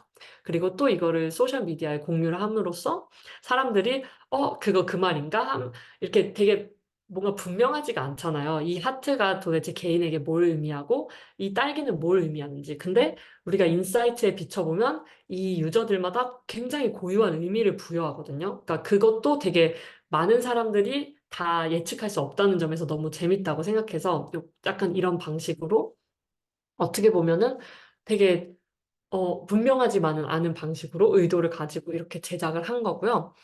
네. 이제 타겟 고객 그들의 문화를 살펴보시면 우리가 얼마나 좋은 아이디어로 만들 수 있는 재료가 많은지 널려 있는지를 한번 아실 수 있었을 텐데요. 그러니까 유저 문화와 인사이트를 진짜 이번에 프로젝트 아이디어에 넣을 수 있는 기회를 잘 포착하실 수 있었으면 좋겠는 마음으로 이 과제, 마지막 과제를 준비했는데요. 예원학교 팀은 이제 뭐 예술 관련 문화가 되겠고, 예술학교 학생 관련 문화가 되겠고, 뚜주루 팀 같은 경우에는 카페, 베이커리 관련 문화가 되겠는데, 그 관련 문화에 대해서 고객의 행동, 트렌드 리서치를 해보시고, 아이디에이션에 도움이 될 수 있는 인사이트를 한번 도출을 해보셨으면 좋겠는데, 예원학교 팀 분들 같은 경우에는 다른 예술학교에서 한번 학생들이 작업을 어떻게 공유하는지 그거를 리서치를 해보시고 예원학교에 지망할 법한 이 학생들 있잖아요. 어린 학생들. 그 사람들이 요즘 어떤 것에 관심을 가지고 있고 어떤 컨텐츠를 소비하고 있고 또 제작하는 친구들도 있잖아요. 요새는 어린 컨텐츠 크리에이터도 많으니까 그걸 한번 리서치를 해서 인사이트를 도출해 보시고요. 쪼수루 팀 같은 경우에는 카페 베이커리 관련 최근 소비자 트렌드를 동일하게 리서치를 해보시고 이제 대학생들이 굉장히 카페 베이커리를 좋아하잖아요. 그러니까 사실 예원학교 팀 분들을 대상으로 질적 인터뷰를 한번 해보셨으면 좋겠어요. 그러니까 서로 서로를 이제 이제 쓰는 거죠. 그래서 어떻게 보면은 다른 사람 인터뷰 일을 찾는 시간을 아낄 수가 있는데요. 그래서 1번의 리서치를 바탕으로 또 다른 베이커리에서 잘하는 부분 중에서 뚜주루에 적용 가능한 부분은 무엇인가? 그러니까 아트 디렉션에서는 비주얼적인 요소를 말한 거고요. 여기서는 진짜 뭐 카페 문화라던가 진짜 고객 서비스라든지 조금 더 이렇게 만질 수 없는 부분, 보이지 않는 부분에 대해서 조금 그거를 보여질 수 있게끔 해서 가져와 보셨으면 좋겠어요. 네. 그러면은, 벌써 1시간이 넘었는데요. 브랜드 미러링을 여러분이 진짜 잘 활용하셔서 프로젝트에 많은 도움이 되시기를 바라고요. 제가 이제 이 프레젠테이션 전체를 공유를 해드릴 건데, 거기서 템플릿을 만들어 놨어요. 그래서 그거를 이용하셔서 교수님과 함께 보면서 이용을 해보셨으면 좋겠고요. 정말 긴 이야기를 듣느라 이제 한국은 거의 뭐 6시가 다 돼갈 텐데 너무너무 고생하셨고요. 이제 드디어 끝났습니다. 이제 네. 듣느라 너무 고생하셨고 궁금한 점이 있으시면 편하게 물어보시고요. 여기서 물어볼 게 지금 당장은 없다 하시면 저한테 이메일을 주셔도 되고요. 지금 물어보실 분들이 있으시면 편하게 질문을 해주셔도 됩니다. 네. 여러분 어땠나요? 선생님은 지금 한 시간이 지났다고는 하지만 굉장히 짧게 느껴질 정도로 내용이 신선하고 그리고 재밌었던 것 같아요. 그리고 중간중간에 나왔던 세 가지의 예제들, 뭐 특히 마지막 예제 같은 경우에도 굉장히 실용적인 그런 예제들로 나왔죠. 그래서 뭐, 여러분들이 브랜드 미러링이라는 아주 특별한 방식의 브랜드를 알아가는 그런 초입 단계에서 사용할 수 있는 쉬운, 쉽고도 깊이 있는 공식을 이지은 선생님이 굉장히 선진적인 그 회사에서 일을 하면서 그 노하우를 전수할 수 있는 시간이 되어서 굉장히 뜻깊었다고 생각을 하고요. 궁금한 점 있으면 지금 이제 질문을 하면 되는데요. 선생님 궁금했던 부분 한번 먼저 물어볼게요. 여러분 좀 쑥스러울 수 있으니까. 일단 선생님이 이지은 선생님을 섭외했던 이유는 우리 학교에 디자인과가 공식적으로는 없고 여러분들 모두 문과 아니면 이과 출신이기 때문이고 그렇지만 기획이나 디자인에 관심이 많아서 캡스톤 디자인 프로젝트에 임하고 있기 때문입니다. 그리고 특히 선생님과 함께하고 있는 디프 같은 경우는 뭐 정하, 뭐 수민, 뭐 리나 마찬가지로 굉장히 디자인에 관심이 많은 학생들도 있고 특히 리나 회장 같은 경우에는 이제 너무 관심이 많아서 지금 복수 전공으로 이제 디자인을 본교에서도 배우고 있는데요. 그렇기 때문에 기획이라는 그리고 디자인이라는 분야에 대한 관심사, 그리고 취향, 그리고 전공 배경 이런 것들이 굉장히 비슷하다고 생각을 해서 섭외를 했고요. 그리고 나중에 여러분들이 후에 이제 뭐 취직을 해서 언젠가는 회사에서 일을 하거나 창업을 하시겠죠. 그럴 때에도 컨텐츠 크리에이팅이나 아니면 기획이라는 그냥 그런 분야는 뗄래야 떨어질 수 없는 분야라고 생각을 해요. 어떤 프로젝트를 임할 때. 그래서 굉장히 유용한 분야라고 생각을 했기 때문에 섭외를 했고요. 근데 이제, 그 지은 선생님은, 그래서 문과 출신인데 기획을 배우고자 했을 때에, 아까 얘기했던 뭐 하이퍼 아일랜드, 그리고 베리스가 있었는데, 그 콘스트팍 디자인 대학도 있잖아요? 어, 네. 거기를 보통은 이제 과거에는, 과거에는 콘스트팍 디자인을 많이 선택을 하는 사람들도 있었는데, 왜 하이퍼 아일랜드로 선택을 했었나요? 저는 일단은 조금 빠른 시간 안에 많이 배우는 걸 하고 싶었는데요.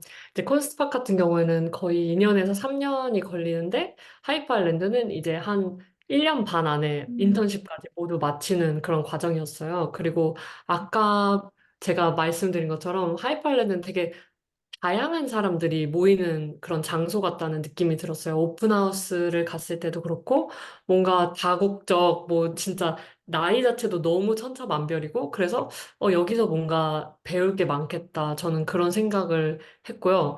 그, 일단 영어가 딱 오피셜 랭귀지로 있었던 것도 음, 되게 큰 작용을 한 것 같아요. 사실, 공부를 할 때 그러니까 알아듣고, 진짜 제대로 소화한다는 것 자체가 중요하잖아요. 그래서 뭐, 베리스도 영어 프로그램이 있고 했지만 하이퍼 자체가 좀 더 약간 글로벌한 그런 느낌이 들어서 그런 선택을 했던 것 같아요. 하이퍼아일랜드는 영국제식으로 이제 1년 반 만에도 수료를 할 수 있는 그런 프로그램이 있었고, 인터내셔널 프로그램으로 주로 이제 운영이 되는 그런 학교였군요.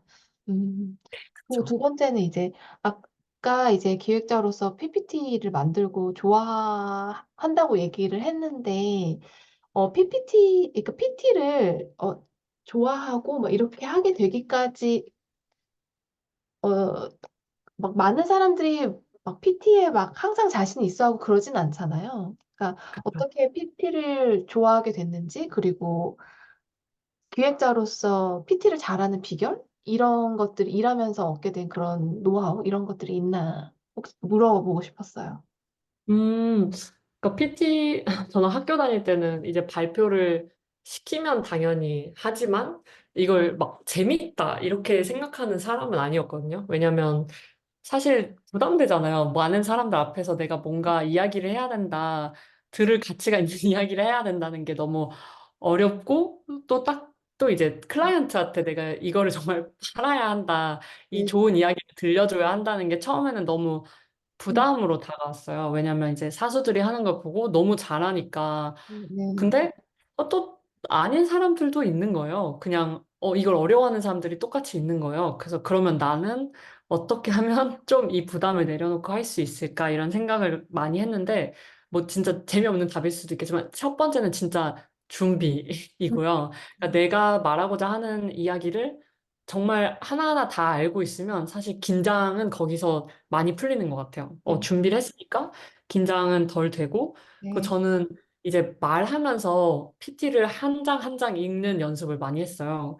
음, 근데 거기서 중요한 거는 이제 PT에는 없는 내용을 내가 어떤 이야기를, 재밌는 이야기를 어, 또 해줄 수 있을 것인가. 왜냐면 PT를 저도 PT 자체를 읽고 있으면 이 사람이 이걸 듣는 이유가 없잖아요. 그래서 그거를 고민하는 작업이 저는 조금 재밌다고 느껴지더라고요. 그러니까 내가 이 사람들에게 보여주는 건 딱 요 정도인데 내가 또 어떤 이야기들을 추가적으로 하면 좋을까? 그런 고민들을 하면 이게 좀 더 재밌어지더라고요. 그리고 세 번째로는 이제 제가 처음에는 이걸 뭔가 팔아야 한다고 생각하니까 부담이 됐다고 말씀을 드렸는데, 파는 것보다는 정말 재밌는 이야기를 들려준다? 내가 재밌게 일했던 프로젝트에 대해서 이 사람들한테 내가 어떤 사고 과정을 거쳐서 이 아이디어에 도달했습니다. 이거를 말하는 과정이 그냥 재밌는 이야기를 한다고 생각하면 어떻게 보면 친구한테 말하는 것처럼 조금 더 친근하게 할 수도 있고, 그런 과정을 여러 번 겪으면서 음, 좋아지더라고요. 그리고 하나 중요했던 거는 이제 친구들한테 피드백을 받는 거예요. 그러니까 어떻게 보면 영어로 PT를 할 때는 이런 말을 많이 쓰는 경우가 있는데, 그런 것들도 이제 친구들이 짚어주면 조금 더 적게 사용할 수 있게 되고, 그러니까 자기 스스로의 이 화면, PT 하는 거를 너무 오글거리지만 녹화를 하셔서 어, 다시 보시면서 스스로에게 피드백을 주셔도 되고요. 어, 아니면 이제 친구들에게 서로 내가 PT 하는 거 보고 혹시 내가 동일한 말을 많이 사용하고 있는지, 아니면 너무 PT의 화면에서 있는 동일한 말을 또 반복을 하고 있는지, 그런 것들을 서로에게 피드백을 주시면 PT를 사실 좀 더 재밌게 할 수 있는 것 같아요. 음. 네, 그렇습니다. 네, 인상 깊은 내용이었어요. 이게 뭐 지금 말로 하니까 되게 짧게 이제 우리가 듣고 있지만 얼마나 기나긴 과정이 있었겠어요, 여러분? 그쵸? 이렇게 뭐 역시 기본적인 내용들이 처음엔 나왔죠. 준비를 많이 하면 긴장이 내려간다. 그리고 연습만이 답이다. 이런 얘기. 굉장히 이제 우리도 다 아는 얘기지만 이런 자료들과 함께 보고 그리고 이게 또 외국계 기업에서 일하는 선생님의 얘기니까 더욱더 다르게 다가오는 것 같습니다.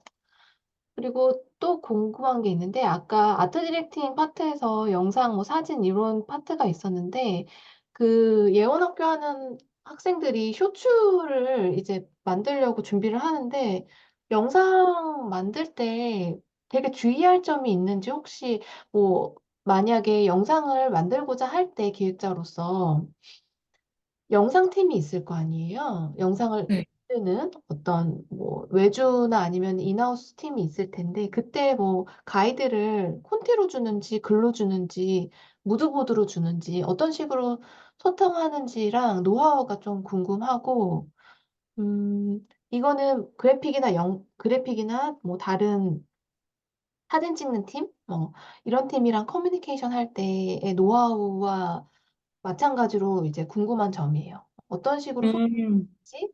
그리고 특히 영상 만들 때, 그러니까 뭘 보여줘야지 제일 잘 만들어지는지 이런 게 좀 궁금해요. 영상은 진짜 뭐 그래픽도 마찬가지고 사진도 마찬가지인데, 레퍼런스를 정말 많이 찾아서 주고, 그리고 저희가 아까 말한 거 있잖아요.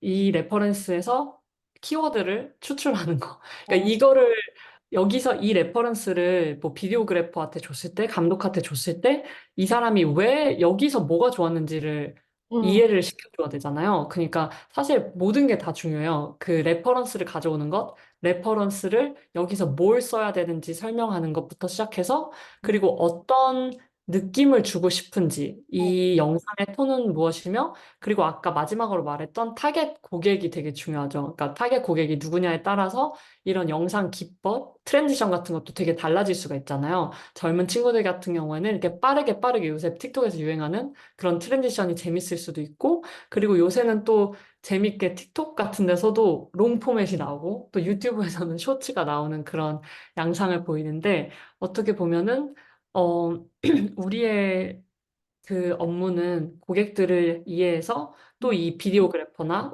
저희와 협업하는 사람들한테 그 인사이트를 진짜 쉽고 간단한 말로 정리해서 이 브리핑을 할 때 알려드리는 거예요. 그러니까 어떤 인사이트가 하나만 있어도 그분들은 아, 이런 느낌을 원하고 이런 고객들을 위한 거구나. 그걸 알 수가 있거든요. 그러니까 레퍼런스와 인사이트를 적절히 조화를 시켜서 음, 최대한 클리어하게 네, 말해주시면 진짜 좋은 결과를 보통 얻을 수 있는 것 같아요. 그러니까 제일 디자이너나 아티스트들이 싫어하는 브리핑이 애매한 브리핑 어, 이런 느낌으로 맞아요, 맞아요. 뭘 만들라는 거야 이런 보다가 대답을 하고 클래식하게 이렇게 말만 하는 거. 그런. 그 크리에이티브로서는 아, 왜 전문가인데 말을 못 하는지 이런 어린 마음을 가지고 있었는데요. 진짜 음, 최대한 본인이 상세하고 자세하게 알고 있을수록 그게 음, 협업할 때 내가 음. 얼마나 좋은 동료인지가 드러나기 때문에 사실 오늘 봤던 것들 그거를 잘 정리해서 보여준다는 개념으로 생각하셔도 될 것 같아요. 맞아요. 그래서 선생님이 뭐 선생님 수업 안 들은 학생들도 있지만 디자인 수업할 때 항상 얘기하는 게 유능한 기획자들은 이미지로 얘기를 한다는 얘기를 하면서 무드보드를 꼭 만들어 보는 연습을 하거든요, 수업에서는. 지금은 이제 이게 심화반 수업이고 3, 4학년 위주이기 때문에 그런 수업들을 이제 하지 않고 진행을 해서 지금 덧붙이는 건데 굉장히 공감을 하는 바입니다. 아까 얘기한 것처럼, 지은 선생님 얘기한 것처럼, 레퍼런스를 정말 많이 주는 게 좋다. 그리고, 아까 얘기한 그 가치 키워드들, 브랜드의 핵심이 되는 그 키워드들, 하이퍼랜드에도 있었죠. 투게더, empowered, 그런 것들 찾아서 주는 것. 그 핵심 키워드에 맞는 그 이미지에 대한 결이 있으니까. 그런 거라고 합니다. 그리고 마지막으로 선생님이 궁금한 거는 이 마지막에 양적 인터뷰, 질적 인터뷰라고 했는데 양적 인터뷰는 그렇다 치고 이제 질적 인터뷰를 할 때 만약에 만날 수가 없는 사람들일 때 이메일로 네. 지면으로 해야 될 때에 그러니까 주로 만나서 하죠. 질적 인터뷰는. 그렇죠. 만나서 하거나 아니면 이런 식으로 줌을 통해서 하는데요. 줌을 통해서 하면 진짜 편리한 부분은 이제 딕테이션을 킬 수가 있잖아요. 그래서 네. 이런 기록을 앱 하죠. 같은 걸 사용해서 제가 노트를 막 적으면서 하면은 조금 집중이 안 될 수도 있잖아요. 그러니까 컴퓨터가 이게 AI가 제가 말하는 것들 그리고 이분이 대답하는 것들을 다 받아 적을 수 음. 있게 그런 거를 사용해서 많이 하는 편이고 그러니까 사실 만나서 하지 못하는 경우도 많거든요. 그러니까 그렇죠. 그래서 저는 사실 이렇게 줌으로 인터뷰를 더 많이 했던 것 같아요. 아, 그게 코로나 이후에 굉장히 트렌드가 이렇게 줌 문화로 네. 바뀌어진 것 같아요. 그러니까 줌 문화가 된 것 자체가, 왜냐면 거기서 이제 우리가 코로나 때문에 이동에 불편함은 있었지만 그 안에서 나름 이제 또 장점을 찾아낸 거죠. 줌으로 소통을 하면은 그렇죠. 장소 제한 없이 이렇게 시차 제한 없이 그나마 이제 이야기를 할 수 있는 이점이 있으니까. 그러면은 서면으로 만약에 한다면 질문의 양 같은 건 우리가 지금 예를 들어서 예원학교에 세 팀이 있어요. 예원학교를 프로젝트를 하는 팀이 세 팀이 있는데 이 팀들이 이제 예원학교에 작년에 어, 작품을 냈던 5명의 주니어 아티스트 이메일을 갖고 있는데 팀별로 계속해서 질문을 3번이나 보내면은 너무 필요할 것 같은 거죠. 그리고 그렇죠. 그 이메일 계정 같은 경우는 부모님 계정으로 컨택을 하고 커뮤니케이션 하는 용도인 학생들도 있기 때문에 되게 조심스러운 부분이 있어요. 그래서 이 세 개 팀의 질문을 하나로 취합을 해서 한 번에 컨택을 하려고 하거든요. 그럴 네. 때에 질문의 양이 질문의 양을 보통 어느 정도로 실제로 만났을 때는 보통 뭐 1시간으로 잡나요? 아니면은 네, 대부분 한 시간으로 잡고, 음, 저 같은 경우에는 이제 질문을 일단 궁금한 걸 다 적어요. 다 네. 적은 다음에 그거를 이제 쭉 보면은 질문의 카테고리가 보이거든요. 네. 이거는 뭐에 대한 거다. 네. 이거는 뭐에 대한 거다. 이 질문들을 이제 하나로 묶는 카테고리화를 하는데요. 네. 그 작업을 마치고 나면 각 카테고리마다 내가 뭘 묻고자 하는지가 딱 보이고 거기서 이제 1차적으로 걸을 수 있는 질문들이 생겨요. 이거는 굳이 안 물어봐도 된다. 너무 비슷하다. 해서 거기서 1차적으로 거르는 작업을 저는 주로 하고 그 다음에 그래도 기본적으로 저는 15개에서 20개 정도 질문을 준비해 가는데요. 그 이유는 질문을 하나를 했을 때 그 카테고리에 있는 질문하려고 했던 답을 그 사람들이 주는 경우가 있어요, 이미. 아, 그래서 질문이 일단 떨어지는 거는 질문이 너무 많은 것보다 더 최악의 상황이거든요. 그래서 일단 궁금한 것들을 많이 준비를 하되, 뭐 이런 거를 할 수가 있겠죠. 저 같은 경우에는 진짜 이거 꼭 물어봐야 한다는 거는 다른 색으로 이제 하이라이트를 해둬요. 그러니까 네. 내가 다른 거는 놓쳐도 이 5개는 무조건 물어본다 하는 마음으로 이렇게 자기만의 그런 시스템을 만들어 두는 거죠. 카테고리화를 하고 컬러링을 해두고 그 다음에 이제 이 사람이 내가 물으려고 했던 질문 이미 대답했으면 그것은 바로바로 이제 크로스아웃해서 동일한 질문을 물어보지 않도록 하는 그런 어떻게 보면 또 재미없는 말일 수 있겠지만 이 준비 작업이 전 사실 준비하는 걸 좋아하거든요. 그 준비 작업이 너무 네. 네. 왜냐면 이걸 하면 제가 수월하게 인터뷰를 할 수 있다는 걸 알기 때문에 재밌는 작업인 것 같아요. 사실 같이 얘기를 해보면서 이게 사실 의견의 차이가 발생할 수도 있는 작업이에요. 그 질문을 만든다는 게 왜냐면 이 친구는 이걸 굳이 왜 물어봐? 할 수도 있는데 나는 이걸 꼭 알아야 나는 아이디어에 중요한 해답을 얻을 수 있을 것 같아. 맞아요. 그러니까 네, 서로 그 이야기를 잘 들어주시고 이 사람만의 이유가 있다면 그걸 부정하고 질문을 없앤다든지 그러지 않고요. 처음에는 일단 여러 가지로 다 물어보실 수 있었으면 좋겠어요. 그러니까 그럼에도 불구하고 조금은 비판적인 시각을 가지고 그 인터뷰 일을 존중하는 마음으로 이 사람이 이것까지는 대답 안 하고 내가 인터넷으로 찾을 수 있다 하는 거는 사실 물어볼 필요는 없겠죠. 그러니까 그런 약간의 상식선을 그런 거를 생각하면서 네, 자기만의 시스템을 좀 구축해서 가는 거 그게 좋은 것 같아요. 음. 그리고 서면이라고 하면은 또 이제 마킹을 해서 그 중요한 질문들을 또 위에 올려놓을 수도 있을 거고, 좀 옵셔널로 받고 싶은 질문들은 여기는 이제, 선택 사항이기 때문에 시간이 있으시면 대답을 해주시면 감사할 것 같고, 아니시면 이 위에 질문에 집중해서 답해 주시면 감사하겠습니다. 이런 식으로 인터뷰를 가이드를 해주시는 거예요. 그러니까 저는 그게 조금 서면에서는 제일 중요하다고 생각하는 부분이에요.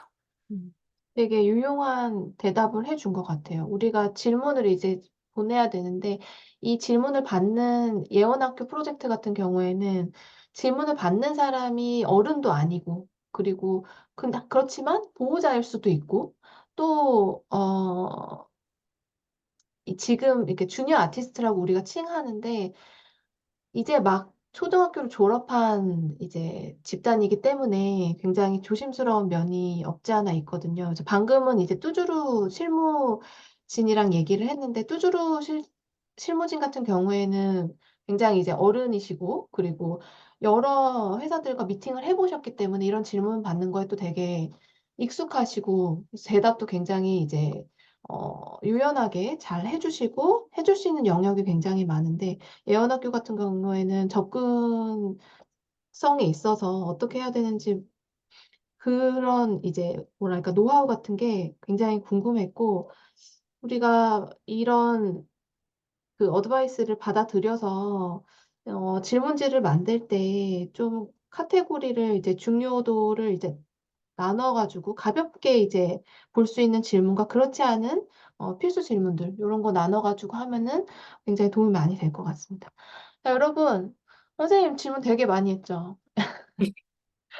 여러분 질문 없을까 봐. 그런데 아마 근데 궁금한 점이 있을 거라고 생각을 해요.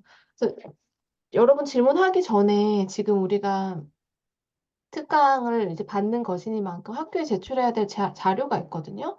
그래서 캠을 켤 수 있는 사람들은 다 켜고 사진 한번 찍은 다음에 지은 선생님한테 어, 질문을 드려보도록 합시다. 그리고 시간이 한 20분 정도 남은 거죠, 그쵸? 네, 맞아요. 어, 어. 정아 어딨지, 정아. 정아가 캡처해 줄래요? 그러면, 그리고 이 화면을 지은 선생님은 그 브랜드 미러링이라는 단어가 나온 페이지로 옮겨주시면 좋을 것 같아요. 네. 잠시만요. 앞으로 쭉 가야 될 것 같긴 한데, 그쵸. 슬라이드 몇 번이었지? 6번. 딱 오, 맞췄네. 그래서 정아가 하나, 둘, 셋 해주면 좋을 것 같아. 정아가 마이크가 안 들리면, 그래도 이게 되게 중요하더라고요. 학교 행정상. 응. 음, 그렇구나. 음, 네, 저 그러면 캡처할게요. 네. 네, 여러분. 잠깐만요, 잠깐만요. 하나, 둘, 셋. 네, 됐습니다. 좋습니다. 학교에 미팅하러 가면은 교수님들 이거부터 먼저 찍고 시작해. 이게 제일 중요한 거라고. 자, 그럼 여러분, 돌아가면서 질문할 거 질문해 볼까요? 궁금한 거 있는 사람, 편하게 물어보도록 합시다. 저 질문 있습니다. 어, 네. 저 그 브랜드를 조사하기 이전에 어떤 디자인이나 프로젝트를 이끌어 가려면 최근의 트렌드에 대해서도 잘 알아야 된다고 이제 생각을 하는데, 뭐 네, 예를 들면 그 주제가 뭐 스마트홈이 될 수도 있고 AI가 될 수도 있고 정말 다양하다고 생각을 합니다.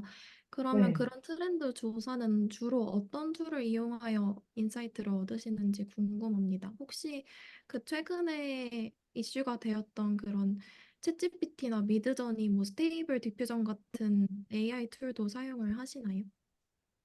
네. AI 툴을 저는 리서치를 할 때는 사용을 많이 하진 않고요. 그러니까 일단 트렌드를 보는 거 되게 중요한 말씀 해주셨는데, 제일 중요한 건 일단 제가 신뢰할 수 있는 소스들을 몇 가지 만들어 놓고, 그러니까 루틴 같은 거를 조금 세워서 보는 게 중요한 것 같아요. 그러니까 만약에 뭐 테크 관련 뉴스는 여기서 다양한 관점을 내가 얻을 수 있다 하면은 그거를 찾아두고, 뭐 디자인이나 건축 관련은 디진 같은 게 되게 좋잖아요. 그러니까 그런 걸 하나 찾아두고 그런 곳에서 좀 또 이런 게 중요한 것 같아요. 아까 증거 수집을 할 때 의도를 갖고 보라고 말씀을 드렸잖아요. 그러니까 내가 지금 트렌드를 보고 싶은데 과연 어떤 트렌드를 보려고 지금 여기 들어가는 것인지 그런 의도를 가지고 리스트업을 한 다음에 약간 동일한 부분이 있는 것 같아요. 리스트업을 해두고 내가 신뢰하는 그런 소스에서 오늘은 이런 거를 중점으로 한번 봐야겠다 하는 식으로 해서 보고, 그리고 저는 주로 이제 구글 슬라이드 같은 데다가 재밌는 것들 있으면 저장을 항상 해두는 편이거든요. 그러니까 나만의 말로 한번 그 기사를 요약을 해보고 그럼으로써 그게 진짜 머리에 확실히 각인이 되고, 그리고 어떤 이미지 같은 것도 찾아서 거기다 이제 넣어두고, 그러면 이제 나중에 뭔가 테크 관련이라고 했을 때 그 챕터를 보면은 이런 것들이 나한테 흥미로웠지, 이런 것들이 요새 많았구나 하는 식으로 약간 정리가 되는 것 같아요. 그리고 AI 툴 같은 거를 말씀하셨는데, 사실 실무에서는 리서치 할 때는 아직은 엄청 많이 쓰진 않아요. 그 카피라이팅을 할 때 많이 쓰고, 음, 그리고 이미지 제너레이션 해서 뭐 컨셉 아트 같은 거 브리핑 할 때 되게 많이 쓰는 편인데요. 그거에 대한 사실 논의도 많이 이루어지고 있어요. 그래서 그 질문이 되게 재밌는데, 이제 리서치를 할 때는 어떻게 쓸 것인가? 뭐 우리가 PT를 만들 때 이런 스피커 노트는 쓸 때도 도움을 받을 수 있을까부터 시작해서 PT를 AI가 만들어줄 수 있을까 이런 것까지 시작해서 엄청나게 많은 논의가 오가고 있거든요. 근데 저는 그 트렌드를 말씀하셨을 때 또 하나 말씀해드리고 싶은 부분은, 내가 관심 있는 관점은 뭔가 그거를 갖고 보는 것도 굉장히 중요한 것 같아요. 그러니까 저 같은 경우에는 이제 어떻게 보면 한국 여자로서 스웨덴에 이제 살고 있잖아요. 유럽에 살고 있는 사람으로서 다양성이나 이런 그런 뭐라 그래야 되지? D&I라고 많이 키워드로 많이 하는데 그 다양성에 대해서 관심을 되게 많이 갖고 있거든요. 그러니까 저는 자연스럽게 테크 뉴스를 볼 때 약간 접근성이나 다양성 관련한 그런 트렌드를 많이 보게 되고요. 뭐 패션 같은 것도 비슷한 것 같아요. 핀터레스트나 어떤 패션 회사가 한 캠페인을 볼 때 이런 게 조금 흥미로웠다. 이런 식으로 많이 보고요. 그러니까 자기만의 어떻게 보면 관점을 가지고 리서치를 하면 그게 나중에 아이디어에도 도움이 되게 많이 되는 것 같아요. 그래서 나는 어떤 관점을 가지고 세상을 보는지 그거를 좀 의도적으로 파악을 해보고 정리를 해보는 것도 되게 나중에 아이디어 만들 때 도움이 많이 되는 것 같습니다. 좋은 질문 너무 감사드려요. 여기 감사합니다. 옆에 여기 채팅창을 한번 보시면은 선생님 여기 네. 어려운 학생들이 뭐 선생님의 취향에 대해서 이제 어떻게 어떤 사이트나 페이지 또는 책을 통해서 접근하는지 취향이나 취향뿐만 아니라 레퍼런스 일할 때 레퍼런스 찾을 때 자주 사용하는 사이트가 뭔지 궁금합니다라고 남겨줬고요. 밑에도 이제 하나 더 있어요. 그래서 요첫 번째 아, 같은 경우는 어떤 사이트를 주로 사용을 하실지 말씀해 주시면 좋을 것 같아요. 음, 취향에 관해서 사이트나 페이지 혹은 책을 통해서 이거 이거는 여러 가지 방식인데요. 제가 되게 많이 고민하는 부분 중 하나인데 도대체 어떻게 계속 영감을 받을 것인가 그게 중요한데요.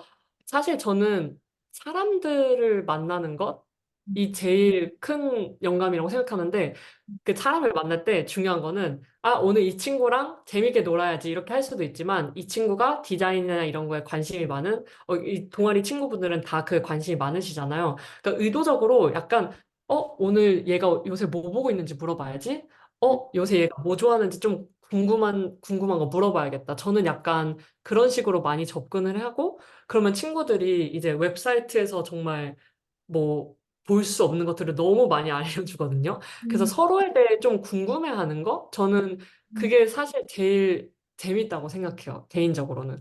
근데 만약에 나는 좀 비이상적이다. 혹은 사람들을 만나는 걸 그렇게 즐기지 않는 내향인이다. 저도 사실 내향인이거든요. 내향인인 경우에는, 어, 저는, 그렇게 접근하는 것 같아요. 뭐, 테이트 미술관이라든지 아니면은 내가 좋아하는 미술관들이 있을 거 아니에요. 그 미술관들에서 이제 아티스트를 섭외하고 또 다양한 문화 콘텐츠를 제작을 하는데 그런 것들을 잘 찾아서 뭐, 오늘은 이 미술관에서 무슨 얘기를 하는지 한번 보자 하고 그냥 정말 놀이터에 놀러 가는 기분으로 뭔가 부담 없이 가서 그러니까 사실 취향에 맞는 거를 찾는 것도 중요하지만 제가 일을 하면서 느낀 거는 제 취향을 깨는 다른 거를 찾는 게 되게 중요하다고 느끼거든요. 그러니까 음, 제가 취향에 맞는 것만 하다 보면 계속 똑같은 레퍼런스를 가져오는 상황이 벌어져요. 그래서 사실 제가 생각했을 때 취향은 여러분들이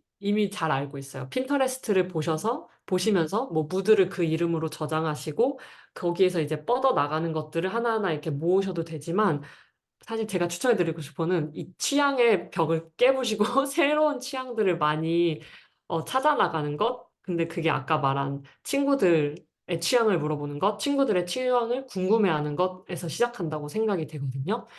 하지만 정말 또 웹사이트를 원하신다면 제가 추천을 해드릴 수 있는 부분이 있는데요. 이거 책에다가 쳐서 보여드릴게요. 아레나라는 그런 플랫폼이 있어요. 이거는 패션하는 친구들이 되게 많이 사용하는 플랫폼인데, 이건 약간 핀터레스트처럼 뭔가 무드나 텍스트를 같이 모을 수가 있는 플랫폼이에요. 그래서 여기서 가보시면 키워드를 치면 정말 다양한 프로젝트가 뜨거든요.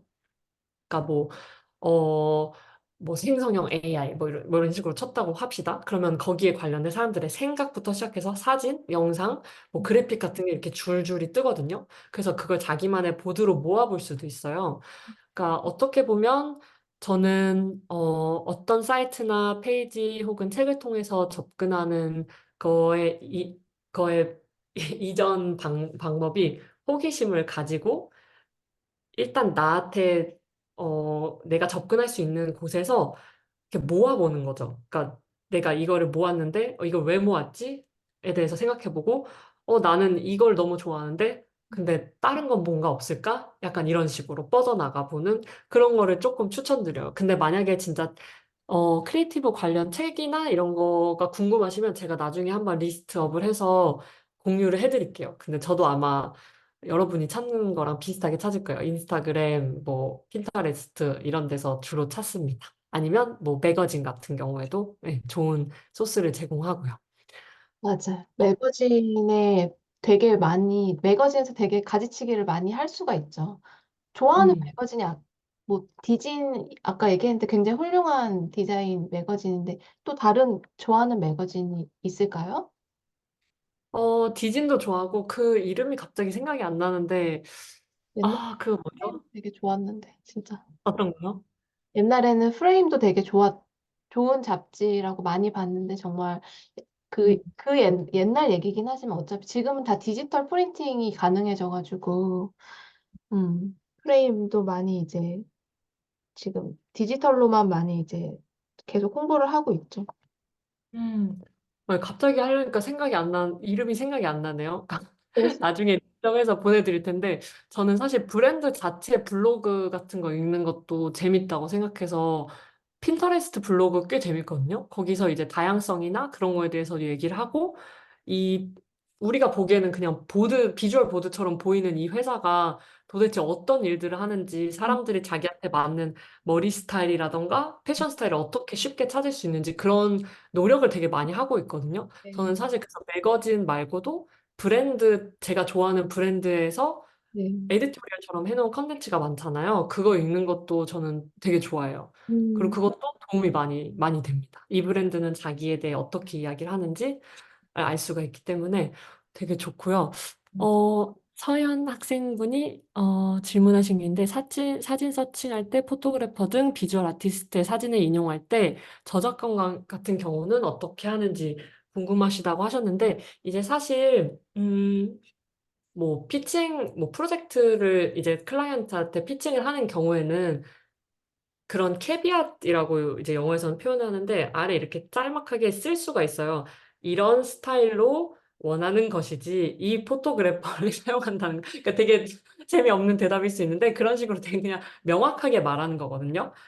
그리고 혹은 이 스타일에 다양한 포토그래퍼가 있을 거 아니에요. 뭐 제가 말한 팀워커 같은 어안 렌즈를 쓰는 포토그래퍼가 있으면 한 명만 가져오지 말고 그 테크닉을 쓰는 여러 작가의 사진을 가져와서 제가 말한 것처럼 키워드를 중심으로 무드보드를 설명을 하시면 이 클라이언트와의 커뮤니케이션에서 그 오해가 조금 적어지는 것 같아요. 그러니까 이 사람을 사용하고 싶습니다. 이 사람을 사용해야 합니다가 아니라 이런 느낌의 사용, 이런 느낌의 테크닉, 이런 무드를 저희는 사용하고 싶습니다. 약간 이런 식으로 말을 할 때 보이스 오버를 할 수도 있고요. 그것을 질문하신 건가요? 아니면 어떤 저작권의, 어, 최종 를 최종 사용에 궁금. 있어서의 것을 물어본 건가요, 서현은?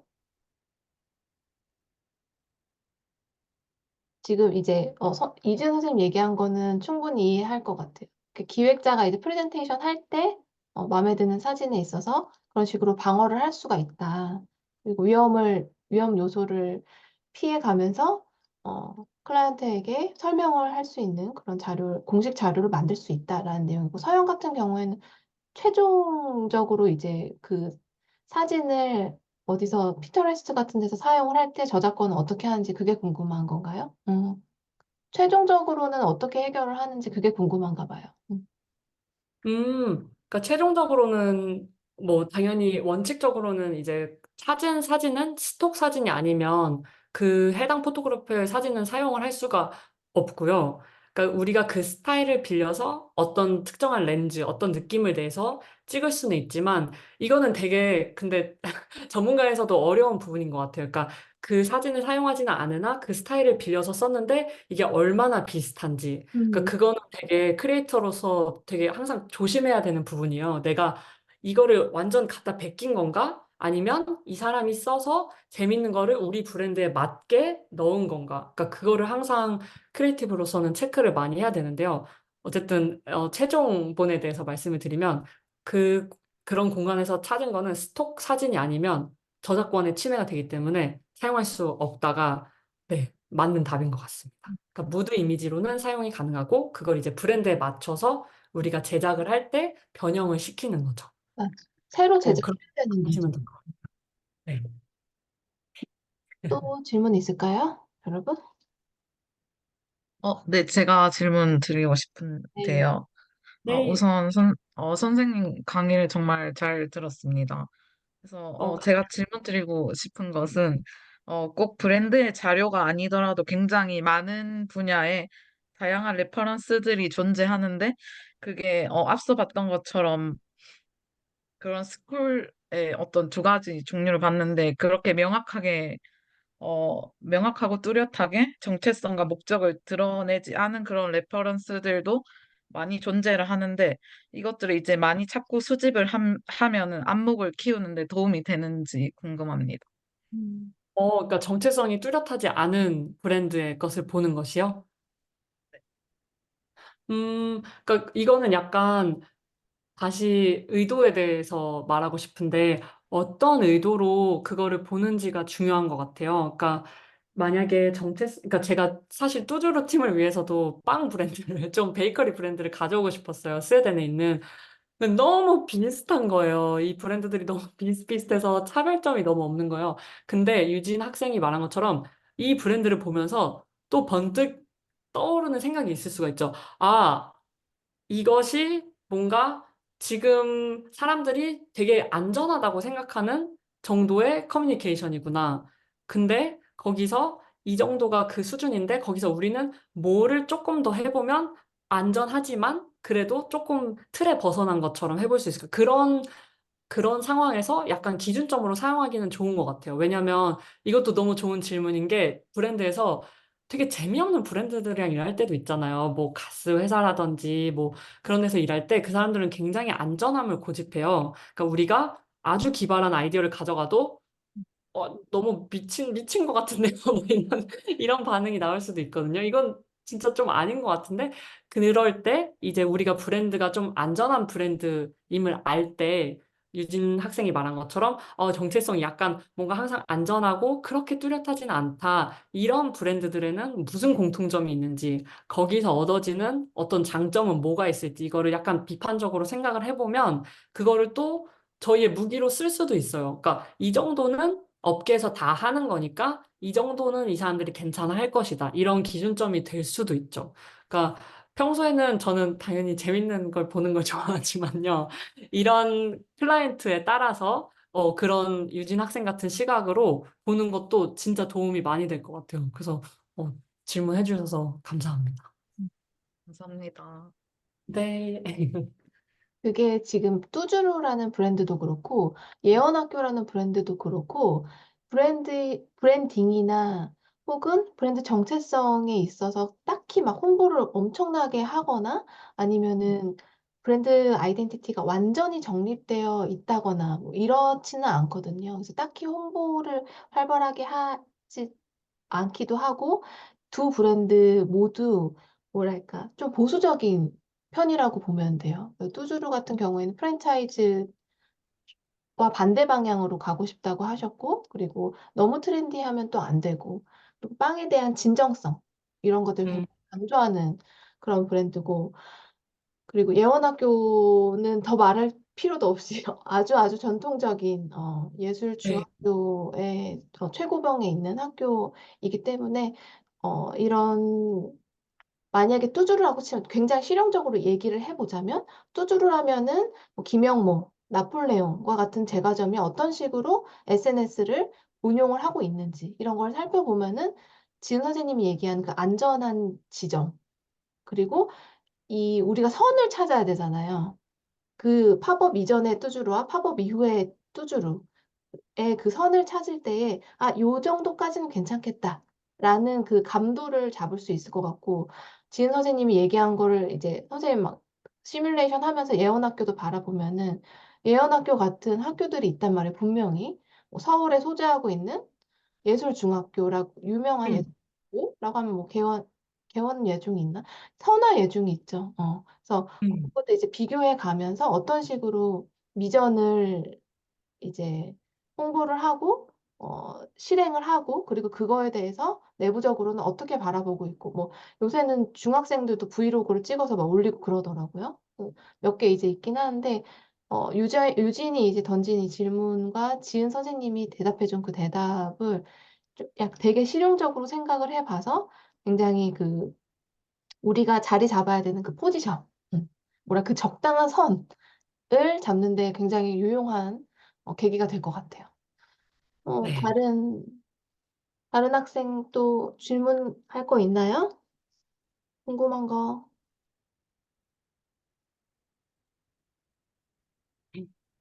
근데 하루가 끝나가는 피곤한 시각이라서 근데 우리 8시에 또 들으시느라 수고하셨는데 추가적으로 질문하실 게 있으시면은 저한테 이메일을 주셔도 되고요. 제 이메일 주소를 여기 써놨는데 이 프레젠테이션을 공유를 해드릴 거거든요. 그래서 마지막에 이게 써 있으니까 거기서 어디에 있지? 잠시만요. 아, 네. 아무튼 거기서 이메일을 주셔도 되고 아니면 네. 지금 7분 남았으니까 네. 또 지금 해주셔도 됩니다. 선생님은 궁금한 거 다 물어본 것 같아요. 그래요? 아까 그 매거진 좋아하는 매거진 같은 거 알려주면은 이 브랜드 관련해가지고 브랜딩 관련해서 아까 얘기해줬던 거 아레나? 아레나도 되게 유용할 것 같고 생각나면은 또 얘기해주면은 좋을 것 같아. 네. 교수님을 통해서 전달을 드릴게요. 몇 가지 리스트업을 해서. 네. 네. 알겠습니다. 그래서 오늘 이제 거의 다 된 것 같죠, 여러분? 질문을 하신 것 같은데 오늘 어땠나요, 여러분? 선생님은 굉장히 우리가 지금 진행하고 있는 프로젝트의 브랜딩과 마케팅이 굉장히 크게 자리 잡고 있는 한 학기이기 때문에 많은 도움이 됐을 거라고 생각을 하고 실질적으로 활용할 수 있는 팀원들끼리 이렇게 해보자라고 할 수 있는 실전 예제도 있어서 훨씬 더 좋았던 것 같습니다. 그래서 못 들은 학생들에게는 이제 녹화본 이제 또 만들어서 공유를 할 예정이고 다음 이제 4월 중에도 그때는 이제 아이디에이션 하는 그런 단계인데 지은 선생님이랑 또 좋은 내용을 가지고 좀 어디에서도 보지 못했던 그런 글로벌 회사에서 일하는 방식, 아이디에이션 하는 그런 방법으로 또 특강을 할 테니까 이따가 우리가 저녁 8시에 만나서 다음 특강 시간을 조금 정하는 데 있어 여러분이 의견을 주면 좋을 것 같아요. 이번에 시간을 정할 때 조금 어려움이 있어가지고 다음부터는 지은 선생님이 이제 시간을 굉장히 그 시간 회사에 있는 시간도 시간을 내주실 수 있다고 했기 때문에 이따 8시에 다시 만나서 팀별로 진행 상황 공유를 하고 이 특강 시간에 대해서 다 같이 얘기해보는 그런 투표 비슷한 거 의견을 물어보도록 할 테니까 좀 편한 시간이 언제가 될 수 있을런지 지금 이 시간이 편한지 아니면 저녁 8시부터가 편한지 한번 이야기해보도록 합시다, 이따가. 자, 그러면은 오늘 특강 너무 감사드리고요, 선생님. 브랜드 미러링 아주 의미 있게 잘 사용될 것 같습니다. 다음 4월 달에 또 알차고 재미있는 내용으로 만나 뵙도록 하겠습니다. 수고 네. 4월에도 또 재밌는 것들을 잔뜩 들고 와보도록 할게요. 많으세요. 오늘 들어주셔서 너무너무 감사하고요. 시간 이렇게 갑자기 바꾸게 돼서 또 죄송하고 다음에는 이제 확실히 정해서 그때 저희가 만날 수 있도록 하겠습니다. 여러분 너무 감사하고 수고하셨어요. 잘 쉬세요, 저녁. 네, 수고 많으셨어요. 네, 감사합니다. 감사합니다. 수고하셨습니다. 네, 감사해요. 여러분, 저녁 8시에 봐요. 감사합니다. 많으셨어요.